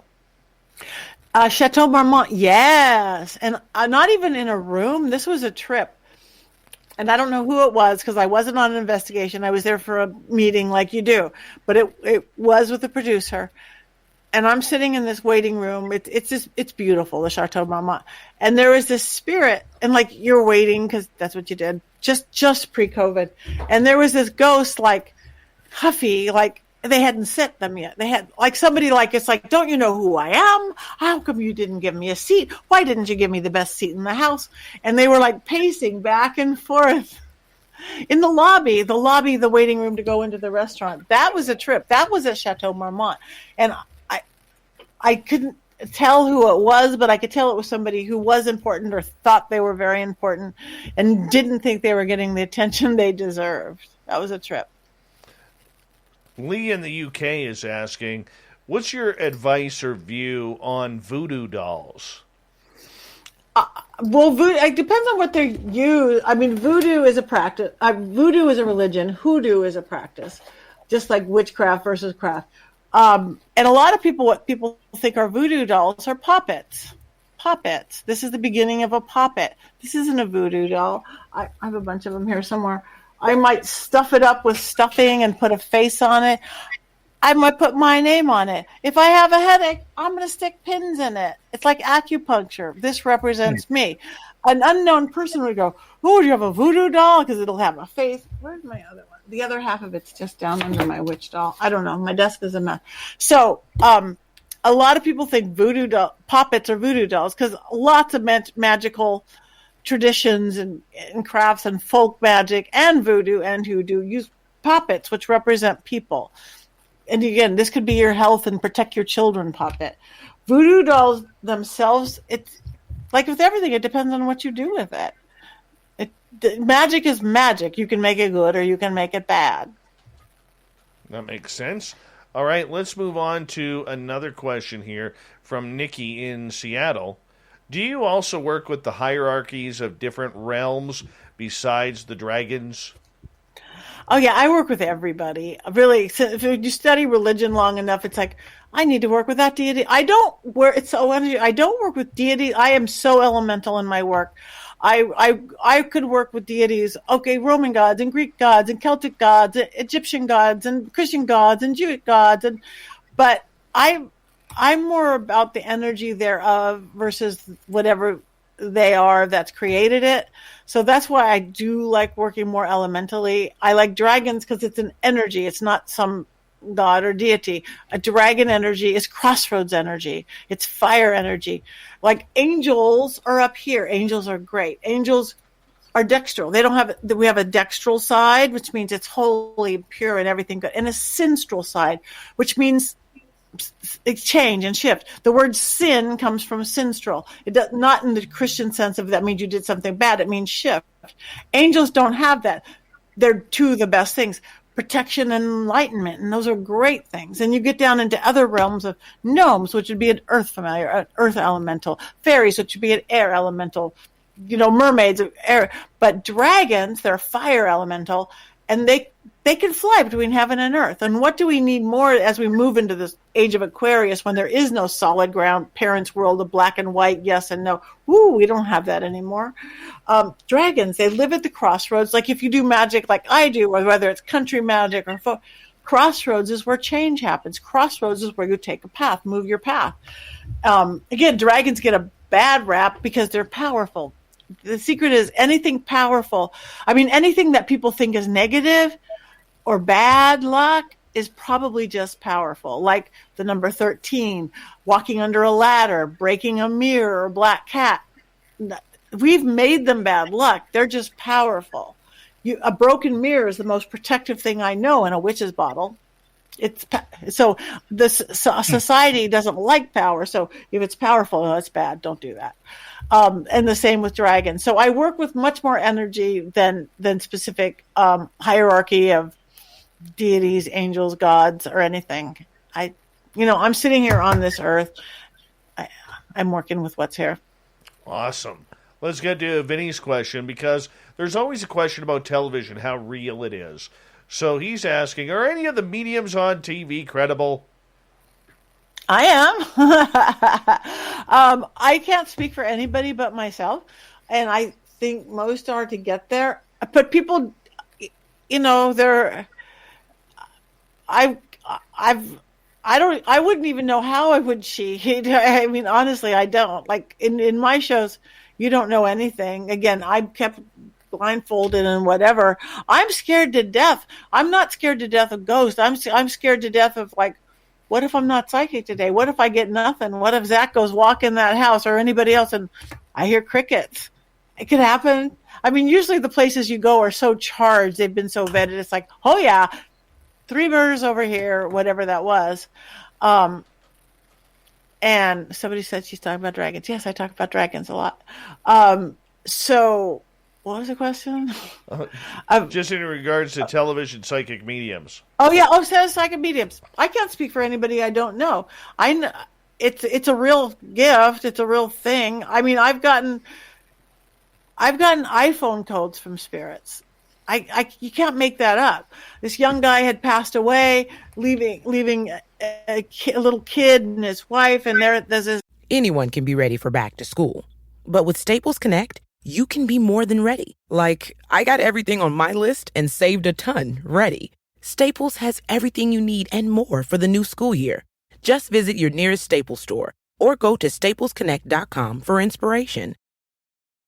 Okay, so if you don't already know, Kohl's is the best-kept secret for back-to-school shopping. My daughter's heading off to college, and I got a great deal on a bedding set for her dorm, which she absolutely loves. Picked up some pillows for $11.99 and got her new jeans for just $21.99. I mean, whoa. With prices like that, you can't say no. Even better, it was ready for pickup in less than an hour. Did I mention I also got Kohl's Cash and Connecticut shops tax-free through Saturday? Select styles. Prices good 8/18 to 8/22/2021. Some exclusions apply. See store or kohls.com for details.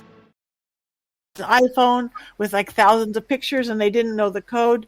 That's a practical thing to talk to spirit for. You can't make that up. I got my Ouija board. It was at the same time, especially there was big news couple of years ago, like the FBI or CIA or somebody wanted Apple to give them an iPhone code for some crime case, and Apple refused. It's like, well, they should have just talked to a medium. Work a Ouija board. Okay, the code is this, and they opened it up and they got the pictures out. Yeah, but again, I'm sure there's fake everything. But people also have to understand stuff is edited. Again, like Cecil Hotel Ghost Adventures, we filmed 4 days for 2 hours. Every episode of Ghost Adventures films 4 days for 1 hour, for 45 minutes. So you're going to get the best of everything. It may not, when you go on your paranormal investigation to your local place, it won't be boo, boo, boo, boo, boo. But when you go home and edit it for your YouTube channel, it is. But it was still all real stuff, right? But people don't get that. I remember the first time, and I think so far the only time, and my old Patty would have been devastated, but I saw something like fakepsychics.com or something. And I'm like, what? I'll prove it. And they were talking about, we saw her in Ghost Adventures, and she looks at the camera and just like, yeah. And she has an IMDb page, and she's an actress. Yeah. And I'm like, I didn't know what that meant. And I'm like, and how come her back is never to the camera when she's discovering it's like 4 cameras, editing, so who knows what happens on TV? And I'm sure there's horribly faked ones, and I'm sure there's more real than fake ones. And I'm sure sometimes reenactments and stuff like that get a little too crazy for my taste on some shows. But I think a lot of people are scared of mediums. I think that they're scared that somebody could possibly hold power or know things over them, especially with skeptics or people that aren't confident. I think fear the unknown more than anything. How can you know something and they don't know something?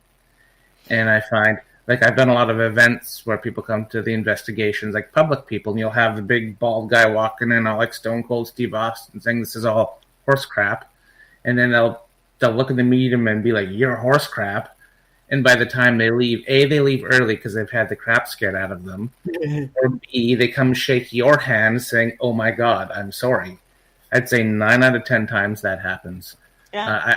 I've probably seen more great mediums than I have not, but I also think it's an experience confidence level too. It is. Again, and you've got to trust. Like I said, like when a giraffe walked in the room, I'm like, how do I say that? And yeah, somebody had grown up in a compound in Africa. You have to have faith in whatever you believe in, whatever template you put on that, whatever words you choose to use for how you navigate. To me, your faith, your belief system, your cosmology is just your roadmap, your navigation. Any of them could be right and good. Pick the one that works for you so you can navigate in, navigate out, navigate your life. But yeah, everybody's afraid of the unknown. We're also intrigued by it. And what are they hiding? What are they hiding? What are they hiding? That's why you have an on-off switch. We have just under 2 minutes here. Let's get to Lynn's question. She says, I hear you say, Patty, that people dead are like themselves when alive. I thought people who cross learned to leave behind things like their vanity. Not you. I mean, who knows? I'm talking. Okay. We have teeny human brains. We don't kind of comprehend stuff. I don't believe there's time and space on the other side. So I think a spirit that goes up, you can hang around and be a ghost. I do say, and if you've heard me say, you are the same person. Dave's going to be Dave, and Merle's going to be Merle, and I'm going to be Merle. You do get a slightly higher perspective. I've said that many times.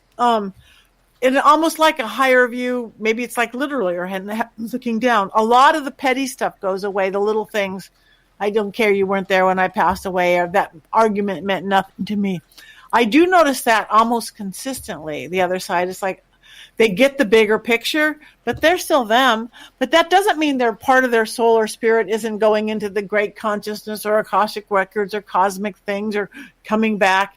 But the part of them that stays the them, because I think it's essences of.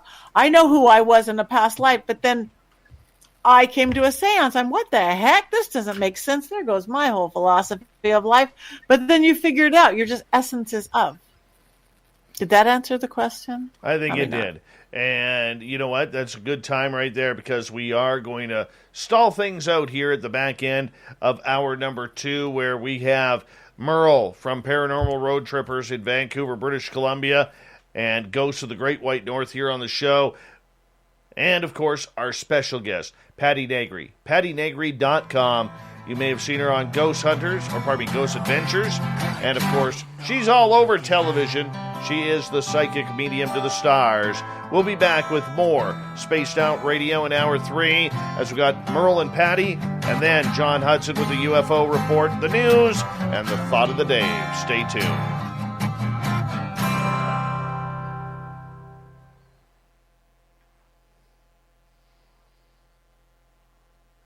This fun. I know I'm like 2.5 hours.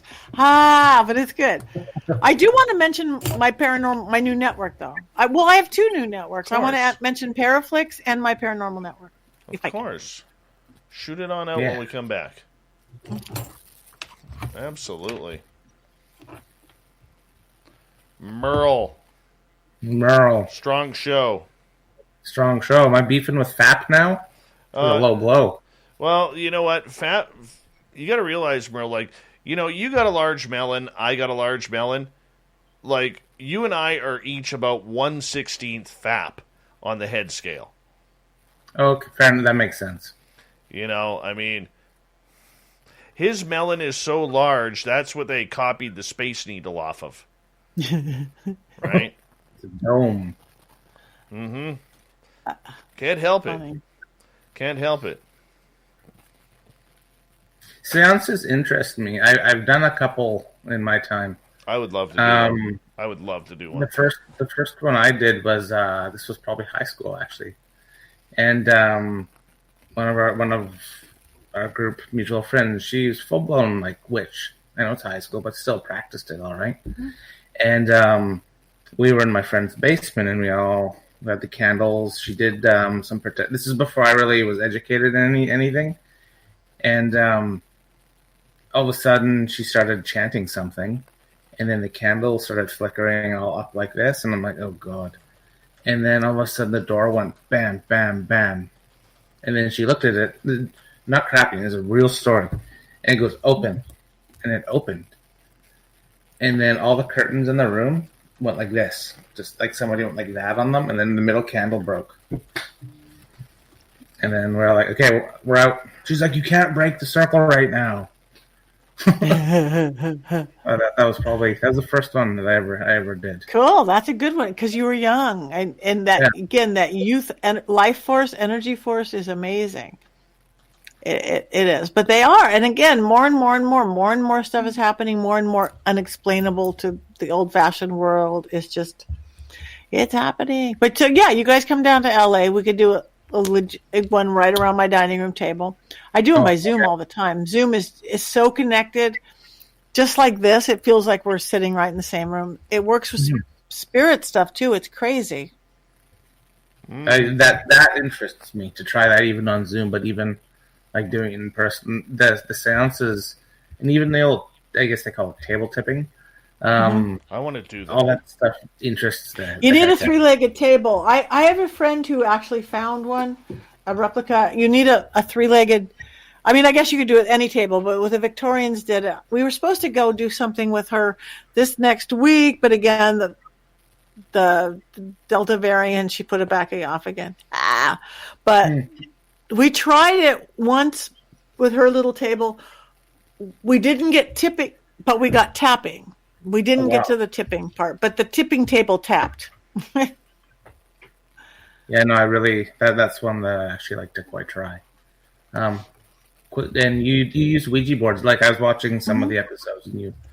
I've been using them since I was a kid. Yeah, I'm okay with them too. I find, like, if you look online, people are like, "Don't use Ouija boards; you're going to bring the devil in."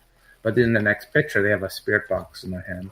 I know, no difference. Then I'm like, explain to me what the difference is between analog and digital, right? Exactly. Or they've got a little safe pendulum, or it's all a portal. It's all opening the door to communicate. Yeah. Even if It's K2, the because same thing. Any source of communication is communication. yeah. And again, we've made it bad, Hollywood, man. Hollywood, damn Hollywood. But yeah. For sure. We got, let's see, about 2 minutes. 2 minutes. So it'd be interesting if you contacted Lorraine or Ed Warren. Just to see what they would, straight up what they would say. That would be a cool one to... That would be a cool one. Definitely. But... Yeah, I never even thought about it. Isn't that funny? I guess because they're like royalty, and that's like Charlton Heston or Marlon Brando. True, but if you look at it, they were doing what we're doing, chasing. Yes. They'd be like, "Hold my beer, we'll have a conversation," or even you're doing it wrong. Yeah, this is how it's done. Awesome. Because it'd be interesting. Because Lorraine was super sensitive too. So, how does that carry on to the other side? Would be something to even check out. Yeah.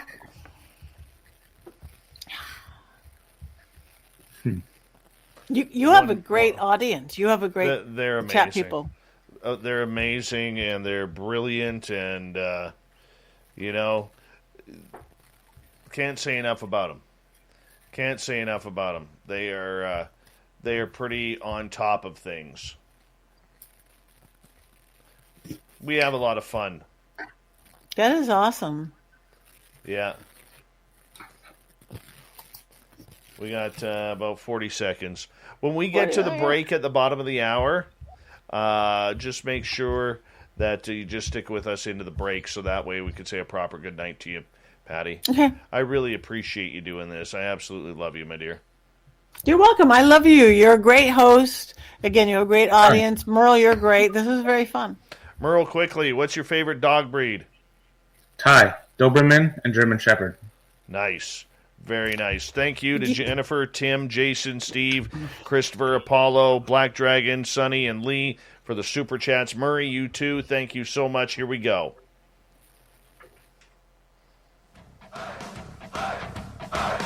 Would you like to connect with us? Head to spacedoutradio.com for all your latest show info. Now, back to Dave Scott and SOR. Third and final hour of Spaced Out Radio is underway tonight.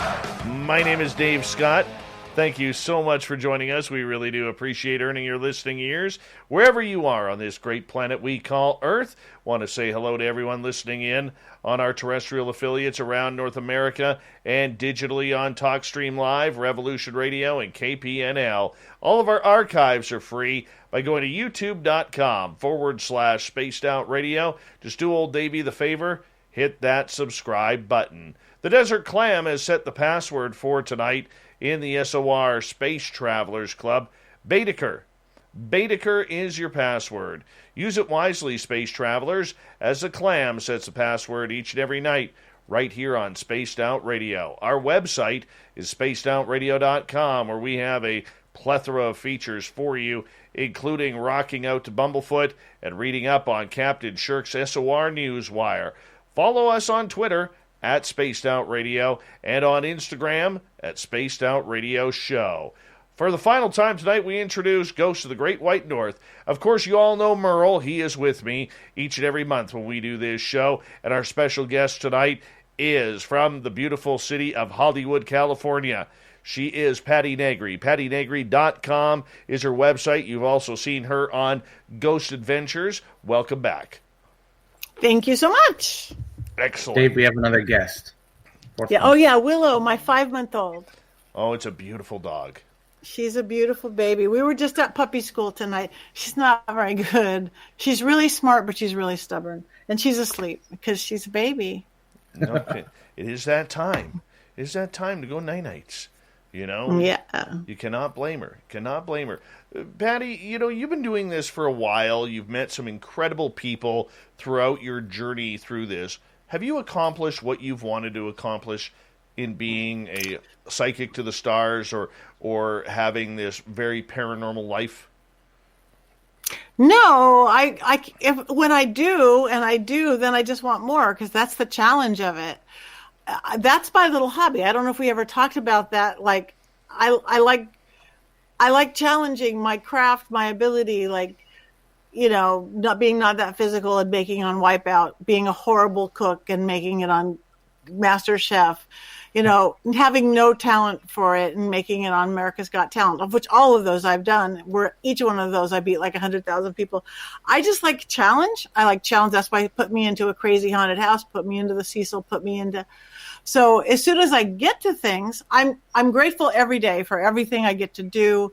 And I'm just like, I love people. People are amazing, and I teach a lot. I teach cheap classes. I teach $10 magic classes every Thursday. I teach $25 classes. It's really easy to. I mean, I'm not like out there just movie stars, whatever. That yes, but I just love people. I love humanity. So I'll never get tired. I'll always want something. The next thing. Yeah, no kidding. And for you, have you solved your own personal questions, though? Because I think all of us are in this field to answer some pretty personal questions, whether it's about life after death, if you're looking into the alien thing, whether or not there is life outside of this universe. I mean, have you had your questions answered? I think most of them, because I went, again, a lot on the health thing and all that to create my life for what it was. But then again, the more you learn, the more questions you have. I study constantly. I don't know anything about that. I'm going to study Peruvian shamanism. I don't know anything about, and the more you learn, the more you know you don't know. I mean, every day. So that just raises more questions. But there's still the what and the why of everything. Give me an example of a question that you would still like to solve. Okay, this is a good one. How come extraterrestrials and ghosts won't come to the seance? They won't. I've never had an extraterrestrial and a ghost. I mostly do ghosts and elementals and things. And one of my teachers, Maximilian de Lafayette, who is an ET guy, I haven't got that much into it, but he taught me some ancient Sumerian words, which are Anunnaki words, and I did an alien seance. Whole different crowd of people came. Whole different thing. Once I did it with a star in my backyard, and this whole alien thing came. And then I did it with 8 other mediums and really gifted around my dining room table, which we do. And all of a sudden, we started making a grid. Sounds were coming out of us, body movements coming out of us. One started channeling.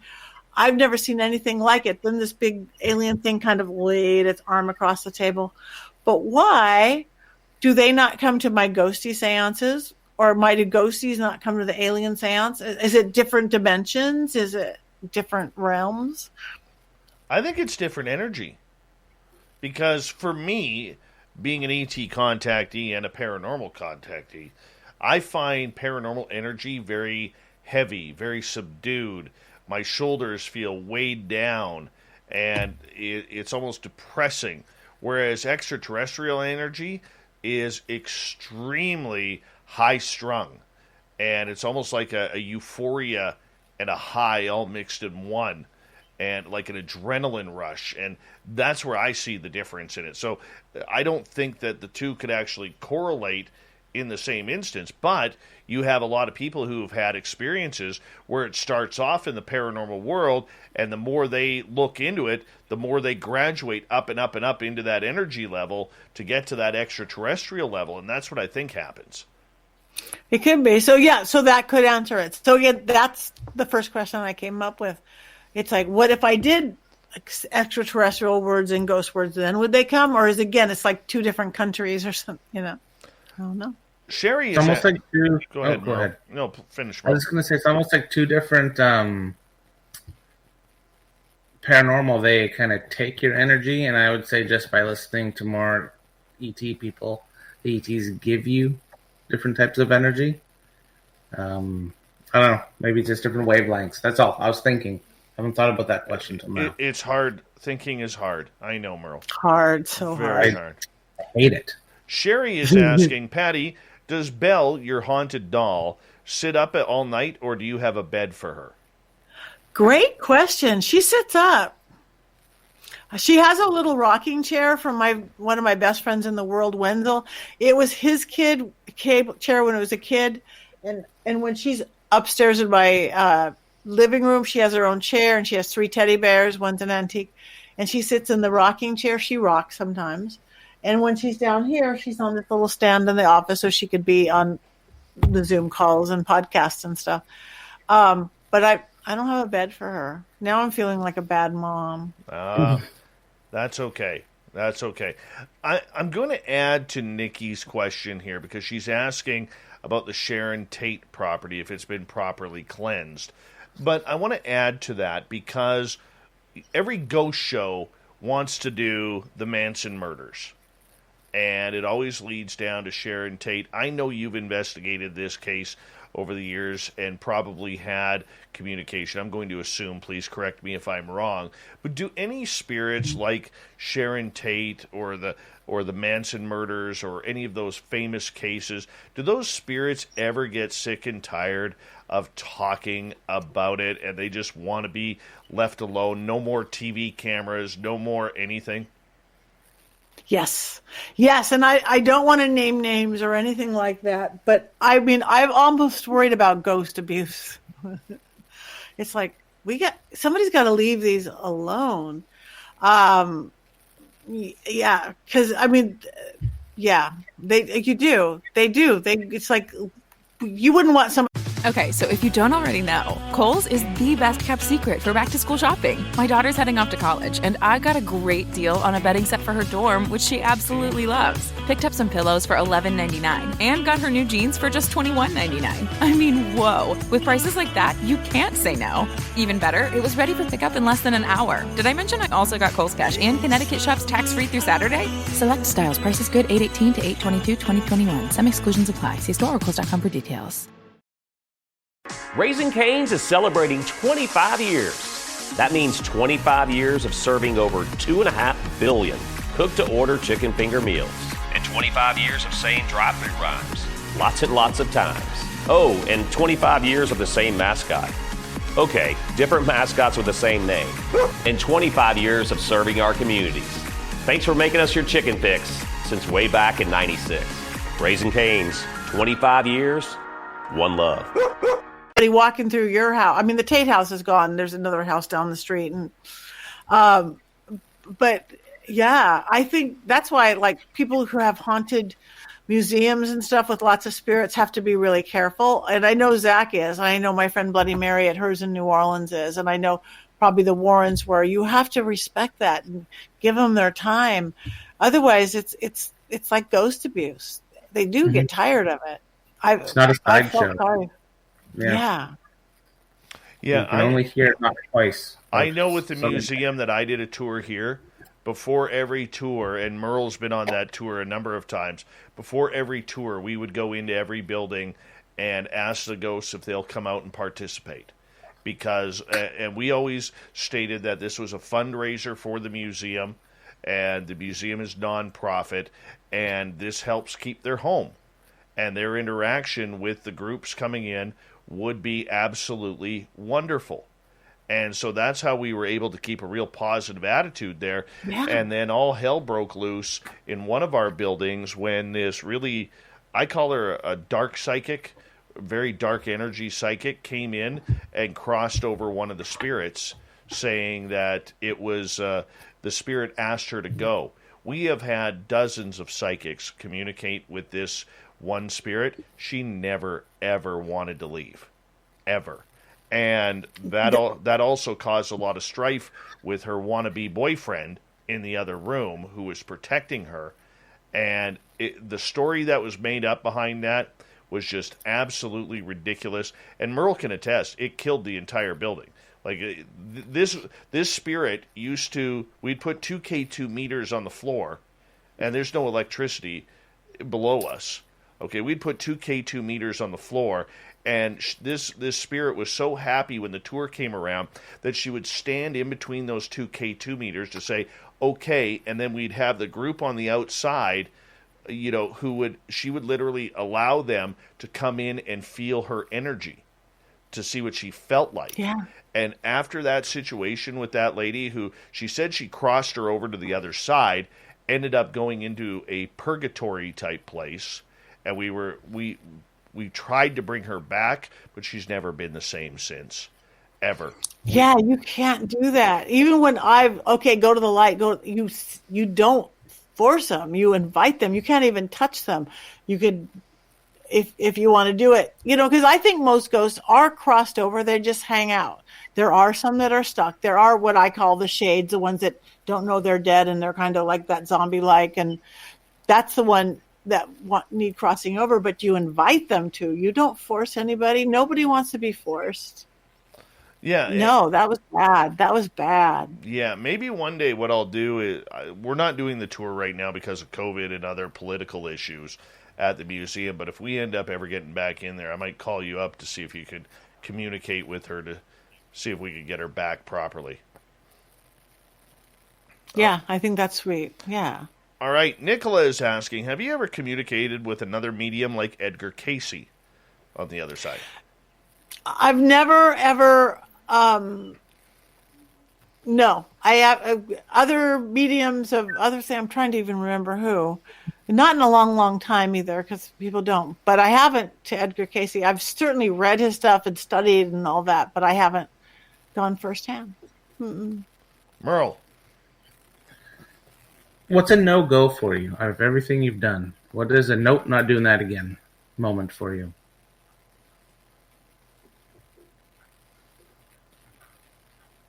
Come on, one. Nothing? I'm trying to think. I see, if there's something I really don't want to do, then I really want to do it.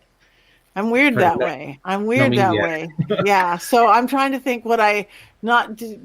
No, everything is experience. Or even like the most WTF experience you've had along your travels that make you think, something to make you think twice. I'll change the question a little bit. To make you think twice. Well, again, anything that gets into my house is not okay. The thing that rolled down and into me, that is not okay. The Black Dahlia murder throwing me and ripping my ribs was not okay. That is not okay. So there's a never again. Let it slip, not follow my rules, and open the veil when I'm not prepared for it and stuff like that. So that would be my never again.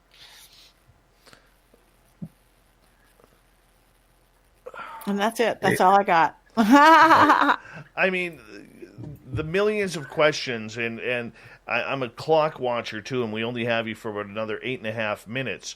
But out of all the places that you have investigated, both publicly and privately, what is your favorite type of case or seance or reading to do? What really makes you happy in your job? Everything makes me, I love it. Again, I like happy ghosts. I like hanging out at Hollywood Forever Cemetery where they're having a party. I like the Roosevelt. I like the American, like I said earlier, American Legion. I like Hollywood Athletic Club where ghosts are just playing. Nobody investigates that. I also like mining towns. Again, that vibration that gets created. Send me to Virginia City, Nevada City, Butte, Montana. I like what that creates. Again, because we're like Hollywood, all the dreamers, I want to be famous came. The people who went to mining towns where I want to make it rich. Again, they're those go do it, risk life to go. And then there was so much going on. And again, then like Hollywood has a vortex, they have the gold or silver or copper and crystals, a lot of them that have, everything is so charged. It's fun. And again, I'm out west, so when I get to travel is great, but we don't have anything real old. Weren't old. So the oldest thing we have would be like the old mining towns and stuff, because that's when first people first came out. You go back east, you get a whole lot older. Go to Europe, you get a whole lot older. To go to Greece, you get a whole lot older. But in California, that's about as old as we get, or up and down West Coast. Well, you know what? Literally about 3/4 of a mile behind where I'm sitting right now in SOR headquarters is the original Gold Rush Trail. Really? Which, if you want hauntings, this entire trail is haunted as anything. and all the little towns and post houses in between, right up, Merle mentioned Barkerville earlier on. That was a main stop before heading into Alaska and the Klondike and the Yukon looking for gold. There is gold all buried around here that has never been found. I think the last estimate they had was something in the lines of that they know of. They can't account for around $50 million in buried gold and treasure. Wow. Yeah, wow. It's crazy. Like, you never know. Like, you're out in the forest along the trail, and you might be 100 yards off the trail to the east or west, and you go look in a tree, and it's buried in a tree stump somewhere. Like, you don't know. And there's people to this day who are still searching for that gold. Wow. That's crazy. Pretty cool. Yeah. No, I like it. So I do love that, again, because it's history, and it's, again, strong spirits, and it's been battery charged. Kevin Moonlicht is asking, can't we keep Patty? Can't we just keep her? She's awesome. Sure, I'll hang out, bring my sleeping bag, bring Belle. I got a couple questions from Vanner here. Have you ever had interactions with actual demons? Very little. Demons get, in my perception and my understanding, way too much credit. I think 90% of what people think are demons are just cranky ghosts or dark spirit. Dark, but not demons. Demons are a whole other level. I have a little bit, and it's icky, and it's not fun, and it's not, the scary ghost thing. It's icky, make you sick. And I haven't that much, though, because I don't want to live in that world. Again, in my witchcrafty thing, it's like you create the world you live in. Yeah, I like to go to the dark and scary, but not that dark. All right, follow-up question. Have you ever had the foresight of a crime like on Minority Report? No, I haven't. I've never even done a lot of crime stuff at all. That's like, I was starting to do that one thing, but it blew up because my producer got scared away. I haven't. Somebody reporter did a cold case. They wanted me to look at a cold case. It's this big case in Indiana that wouldn't die, 100-year-old. And it was interesting. I went into the crime thing. It was an unsolved crime. A little girl went missing, and I was channeling, and they just wrote everything down for the article. And I was saying stuff like, east of town where there's water, and a cabin, a fisher cabin. They're like, there's no water east of town, but they looked it up, and 100 years ago there was water east of town. So that was kind of fun, kind of seeing what I was seeing remotely. Again, even going through time and space. But I've never really got into crime stuff. It just, maybe there just hasn't been enough hours in a day. I've never worked with the police. It would be really interesting, and it would be great to help that way. But no, I've never had a foresight of a crime, No. I hear you there. We have about 3.5 minutes. Let's try and get in one more question here. And we'll go to B. Hoff, who is asking, is there a type of object, material, or substance to attract spirits? A million types. I've learned different herbs. I did mugwort. We'll call in a spirit. There's lots of herbs, lots of incenses. You can make mixes, have mixes. Sound. Our breath. I like vocal sound. Our breath is our life force. It's our pneuma. That's why you blow into witchcraft. The moisture in our breath is our free will. That's why some cultures spit. Like, oh, what a pretty baby. You don't have to spit. But I just taught the TFIL boys, my best thing I know, and bringing that from ritual into the paranormal world. I don't know why more. I know a lot of paranormal people work with psychics and mediums, but they don't work with psychics and mediums who open the veil, and I don't know why. And I know it's just like, go in and see what's there. Well, you can see more of what's there. But I just taught the boys this E-O-F-O-A, E-O-F-O-A. I'm not a singer, but those sounds, they're like a Jehovah, they're like a beginning Alpha and Omega. They're these sounds that call in spirits, and they actually call in kind of more good spirits, more focused spirits, lighter spirits. Breath, voice, sounds, chimes. That's why in my old-fashioned seance, you're bringing in chimes and bells. I don't want to break anybody's ears. That's why in seance, you call the spirits with a bell. with the ringing of the spell, we call the spirits twixt heaven and hell. Just call the spirits to us now as we do this sacred vow. I'm very chanty, very wordy, because that's a cadence that creates. Very awesome. Lots of things. 90 seconds to go, Patty. Tell everybody what your plans are for the rest of the summer and, of course, the run to Halloween.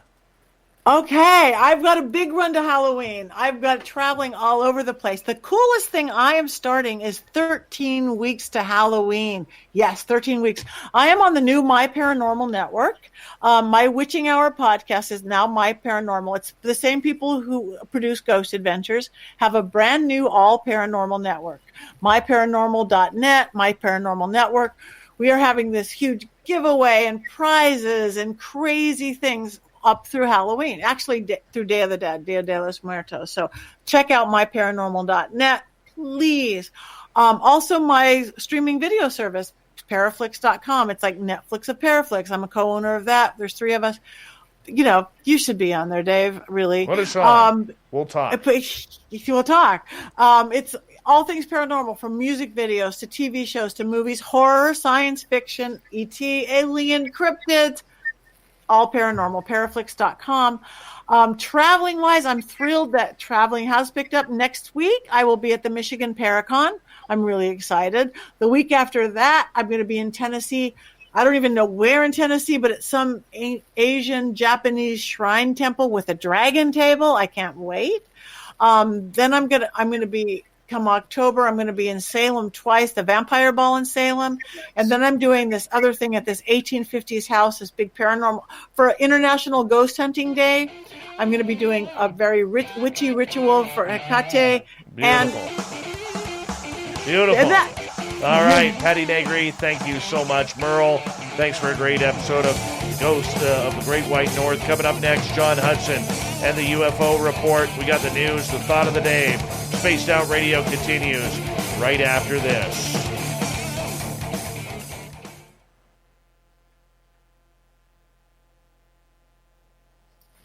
That was beautiful.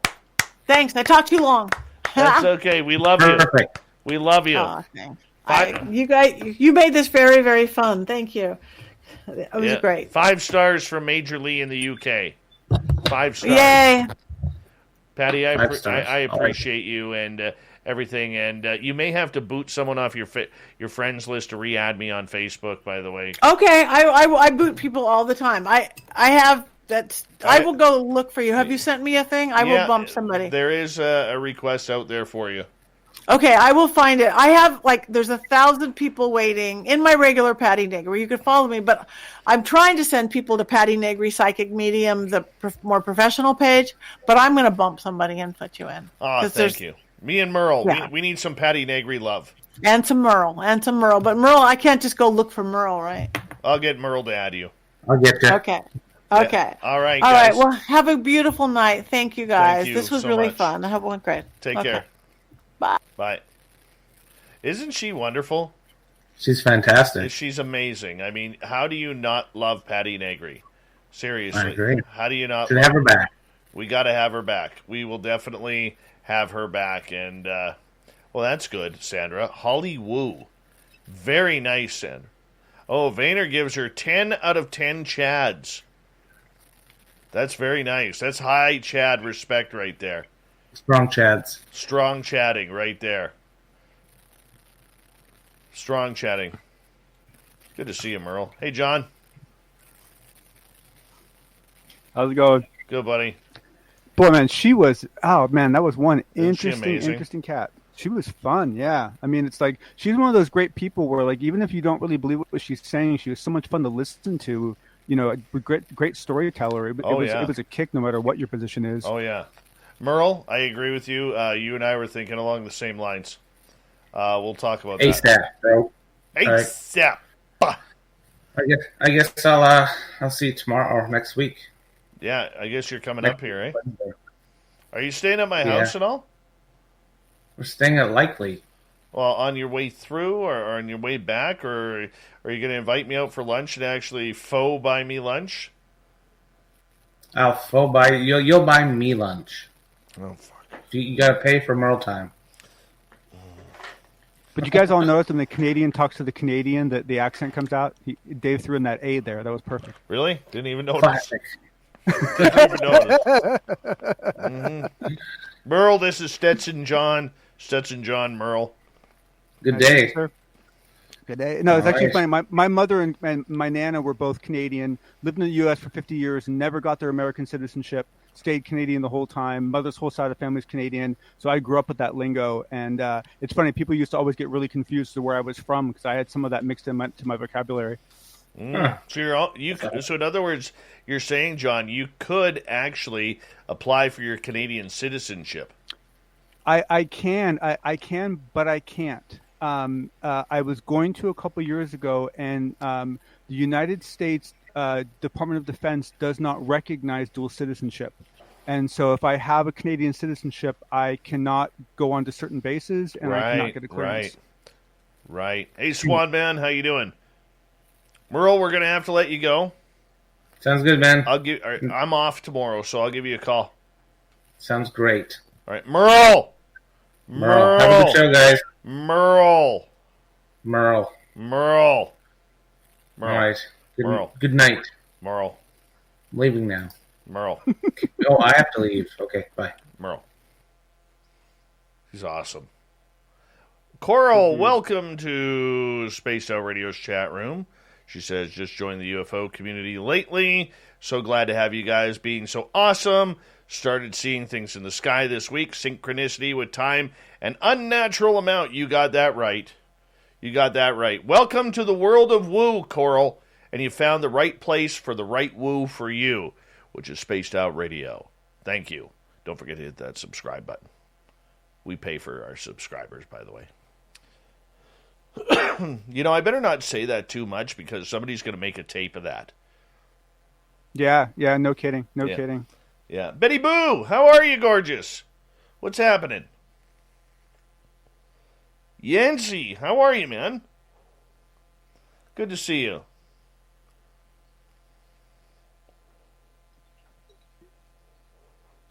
Hey, Vinster, how was the bingo hall the last couple nights? We got 20 seconds. Big thank you to Chad, Murray, Tim, Jennifer, Jason, Steve, Christopher, Apollo, Black Dragon, Sonny, and Major Lee for the awesome super chats tonight. Really appreciate that. And we're going to kick off the final half hour right now, everyone. Sit tight.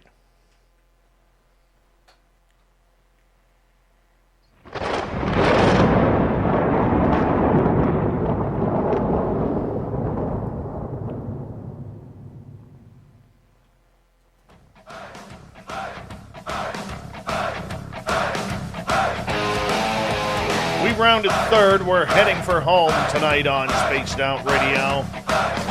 My name is Dave Scott. Thank you so much for taking the time to join us.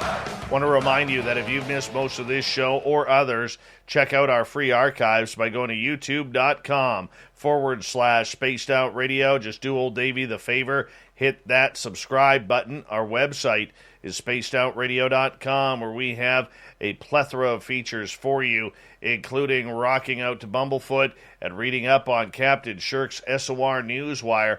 Follow us on Twitter at Spaced Out Radio and on Instagram, Spaced Out Radio Show. Let's get to the unbiased UFO report.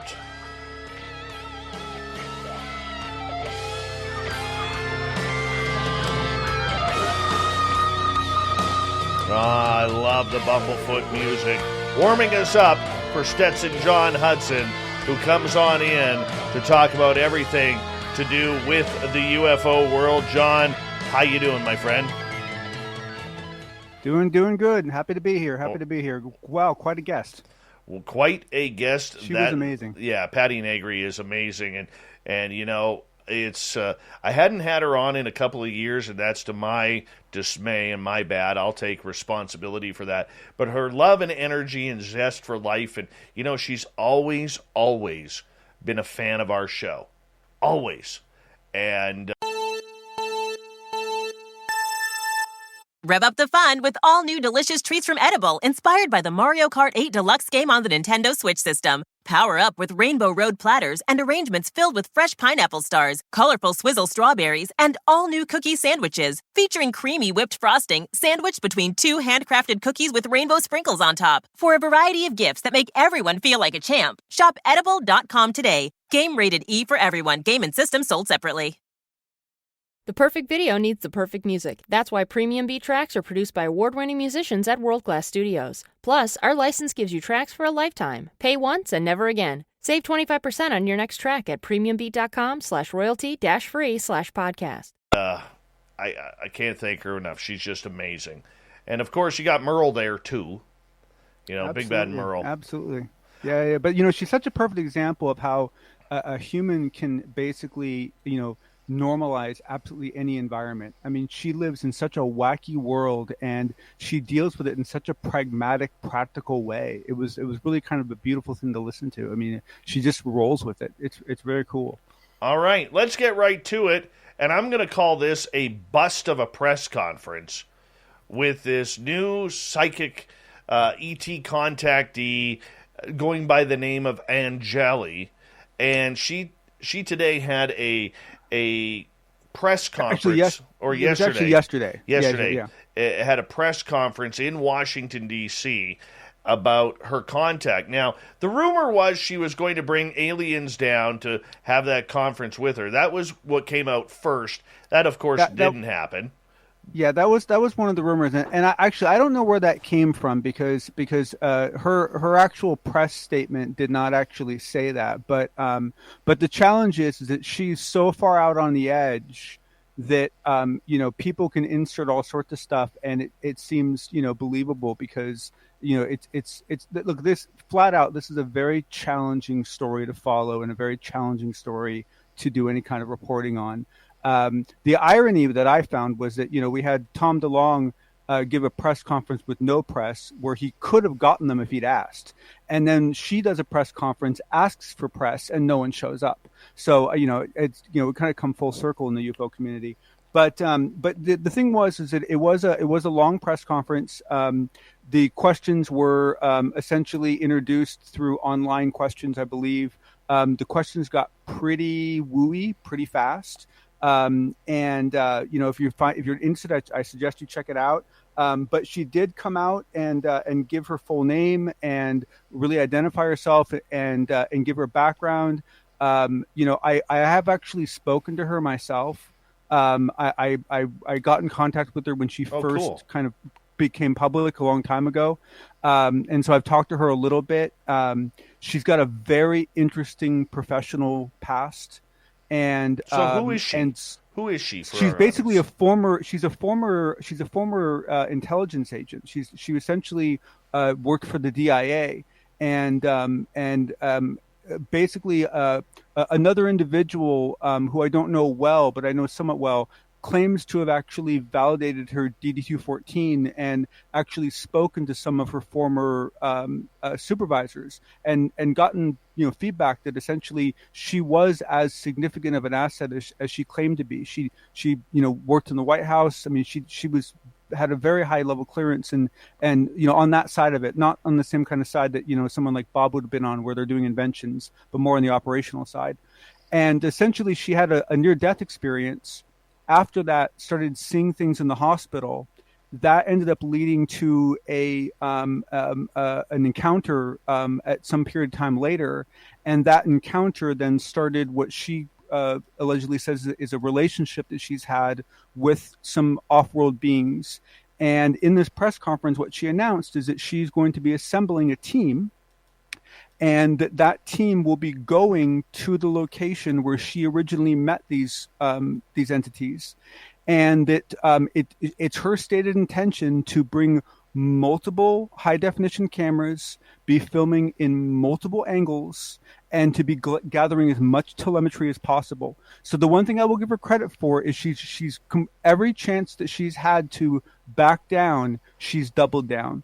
And so what it means is we're either going to get something very interesting or she's going to explode in a big way, because there's a point where you can't, it's everything's on the table and there's, It either is or it isn't. So it's something worth keeping an eye on. But I will admit it's a very, very challenging topic to look into. But there is a lot of data. She's done several interviews that are on YouTube, and she even did a regression with Barbara Lamb that she actually published. So you can actually watch that regression.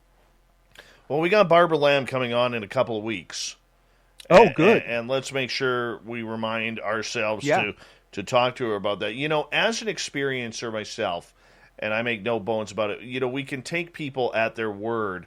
But sometimes where I get a little hesitant on supporting somebody like this, and I always tell our audience, just sit back and just watch what happens. I did the same thing with TTSA.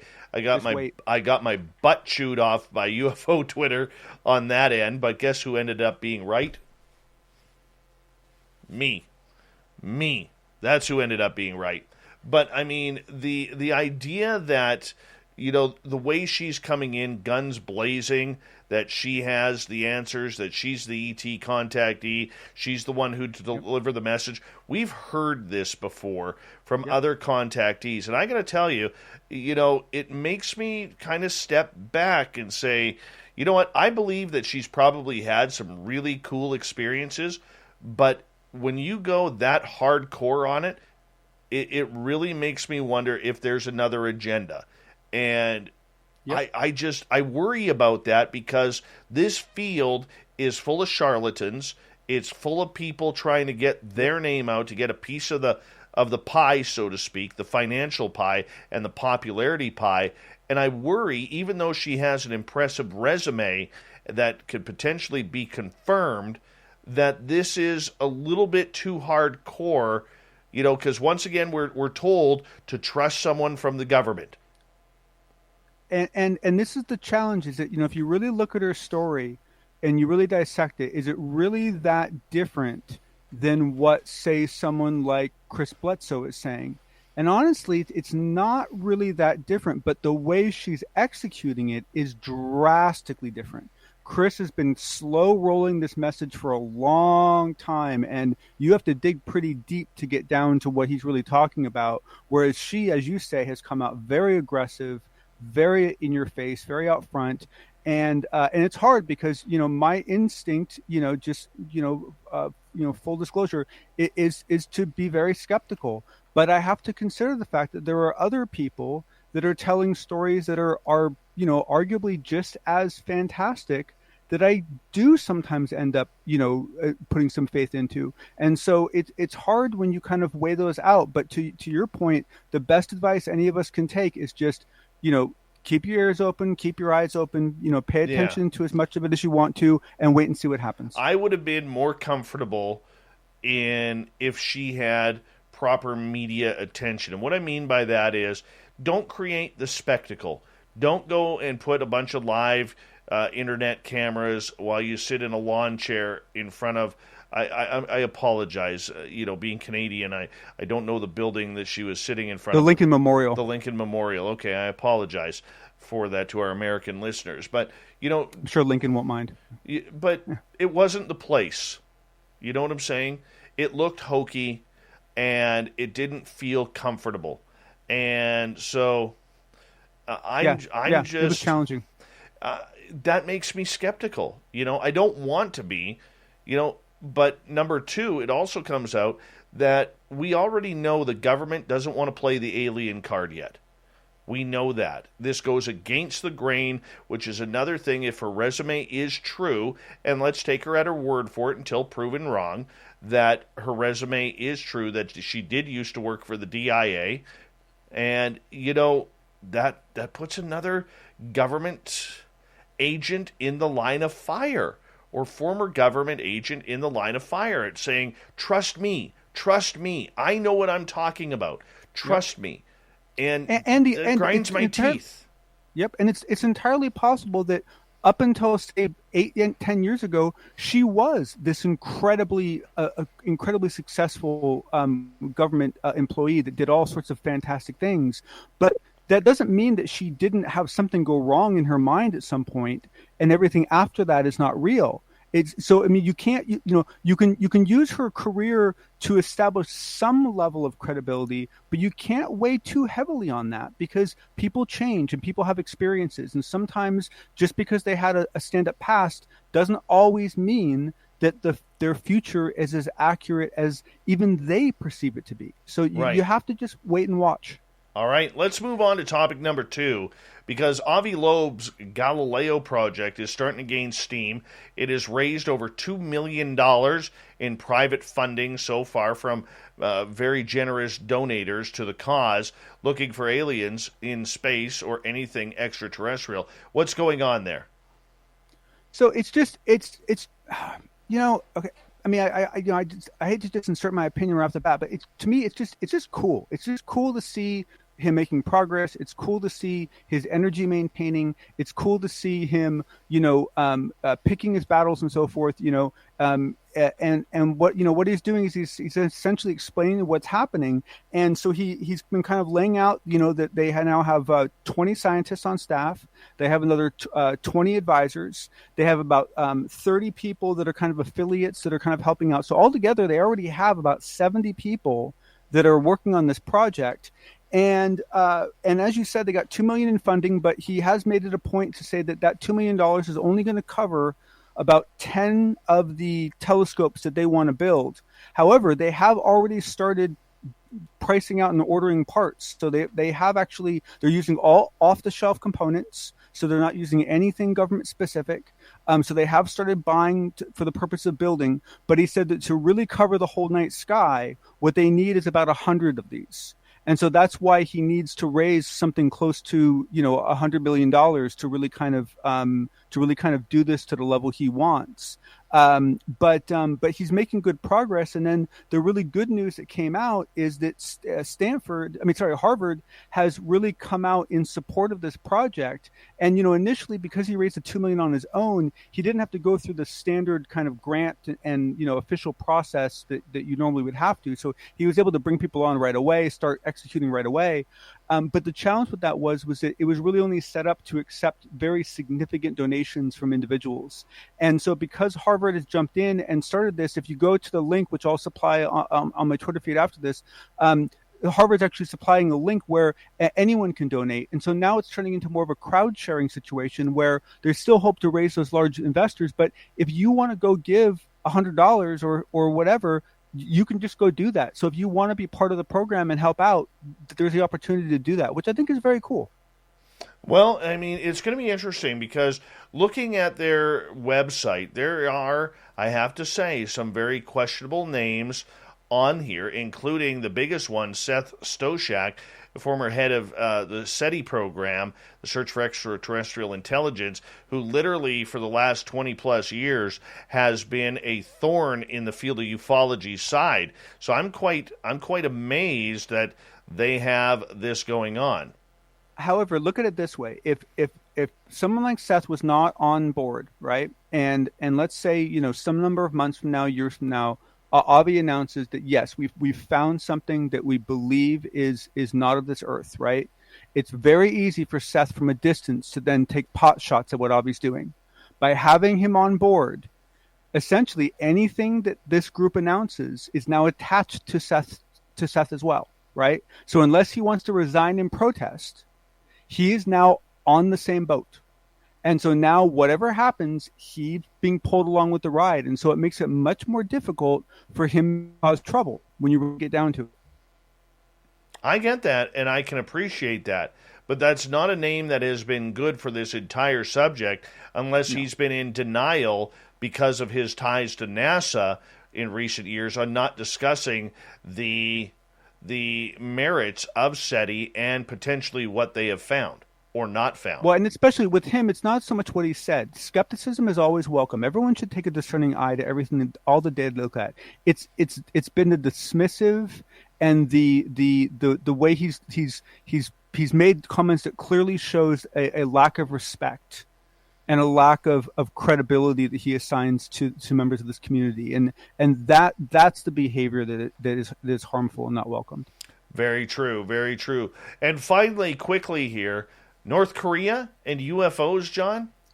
So this is a quick little story, and it's a story off of Coast to Coast. You can go check it out. But the reason why I like it is because we often people often complain that this UFO phenomenon is very U.S. focused.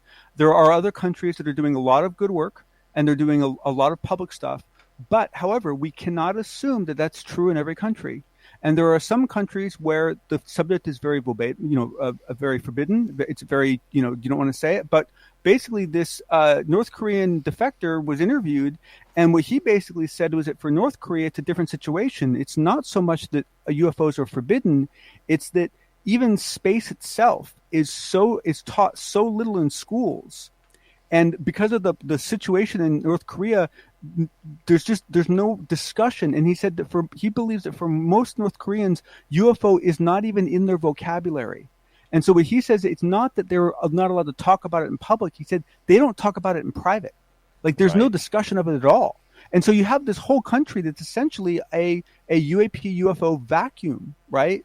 And we have to recognize that there are countries like that, and there are other countries that are going to deal with it a different way. And at some point, we all have to get on the same page. But it's not always that the U.S. is keeping people out of it. Sometimes they're keeping themselves out of it. Absolutely, John. We'll talk to you in a couple nights' time here on Spaced Out Radio with another edition of the Unbiased UFO Report. We appreciate everything you're doing, my friend.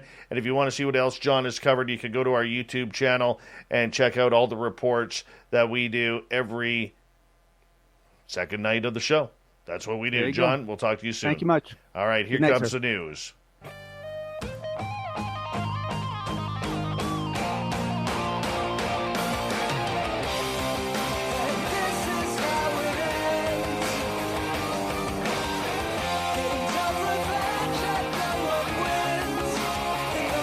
Let's get right to Captain Shirky Poo's SOR Newswire that we do at the back end of every show. Start off in Canada here, where Edmonton artist Michael Victoria Moore never expected to see her painting of Archangel Michael again. The painting, titled Reverence, was stolen in November from Arts Hub 118, an affordable housing co-op for artists above the Nina Haggerty Center for the Arts in Edmonton. 8 paintings by other artists were also stolen that day. On Friday, Moore received a call from someone who found her painting last week at a dumpster near the Northern Alberta Institute of Technology. The 6x4 foot canvas catching the eye of a woman who spotted it. I instantly started crying and shaking. I was in shock that it had been found. There is no suspects in this just yet. Here's a cool one. Animal rescuers in Ireland said a walrus that has spent the last few weeks cruising along the country's coastline will soon have a floating couch to stop him from sinking boats. The walrus, dubbed Wally, of course, was first spotted off the coast of Kerry in March, and for the past couple of weeks has been spotted frequently along the southeastern and southern coast of Ireland. Wally has been spotted resting in parked boats along the coast and has sank at least 2 of these vessels, according to Sea Rescue Ireland. So, a couch he gets. Still no sign of a giant rubber ducky.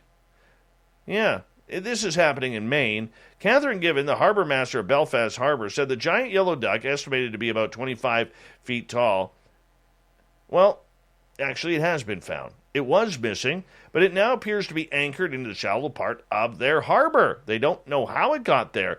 The duck has the word joy written in large letters on its front. Everybody loves it, says Given. I have no idea who owns it, but it kind of fits Belfast. A lot of people want to keep it here. Why not? If it's not hurting anybody, let's do it. It always makes for a nice little tourist attraction. Here we go.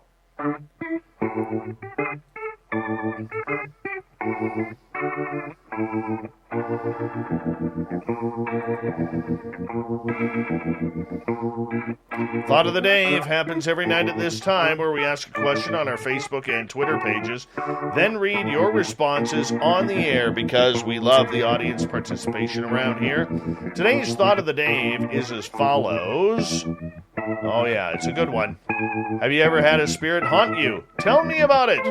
Vincent, that depends if it was the liquid or woo-woo kind, because I've killed a few six-packs just to watch them die. James, don't really know what they are, and mostly they come in clusters. Alex, yes, haunted by the spirit of stupidity down here in the UFO, paranormal, and cryptozoological community. It's like Pazuzu on crack. That's awesome, Alex. Eugene, yes, for a week straight. After an extremely frightening experience at a haunted Philadelphia Civil War mansion built on top of a Revolutionary War graveyard. Oh, my. Edith, yep, attached to me, and it was horrifying, but he had a story to tell and happened to be a prominent scientist at a big lab in Tennessee. He was kidnapped and murdered, and it was all over the news. John, my whole life's been like that. Nikki gets the final word. During my whole lifetime, it's been one long haunting. Even had spirits follow me when I moved from one home to another. For the last year and a half, I've had one set of friends whose deceased family members love visiting me for a time. Thank you to everybody on the Thought of the Dave. Thank you, Captain Shirky Poo, for the news, John Hudson for the UFO report, and Merle and Patty Negri for Ghosts of the Great White North. We got Mr. Ron Bumblefoot Thal rocking in the background with Little Brother is Watching. Bumblefoot is the official music of Spaced Out Radio, rocking us in and out of every single show. Get your horns up for the guitar god himself. Special thanks to everybody listening in at home, at work, in your cars, wherever you may be. Thank you to everyone in our chat rooms tonight on YouTube, LGAB, Revolution Radio, Twitch, Spreaker, Facebook, the Space Travelers Club, and on Twitter at hashtag Spaced Out Radio.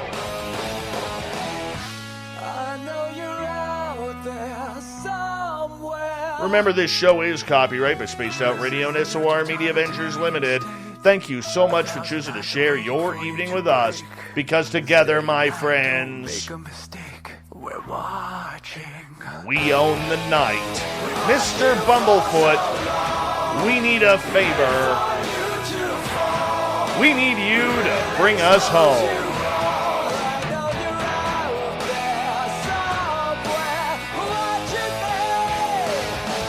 Yes, the Woo train has docked for the night, but soon, my friends, we shall ride again. Your seats are always available. Your tickets never expire. And if you want to bring a friend, we've got room for them too. Have a great night. Good night.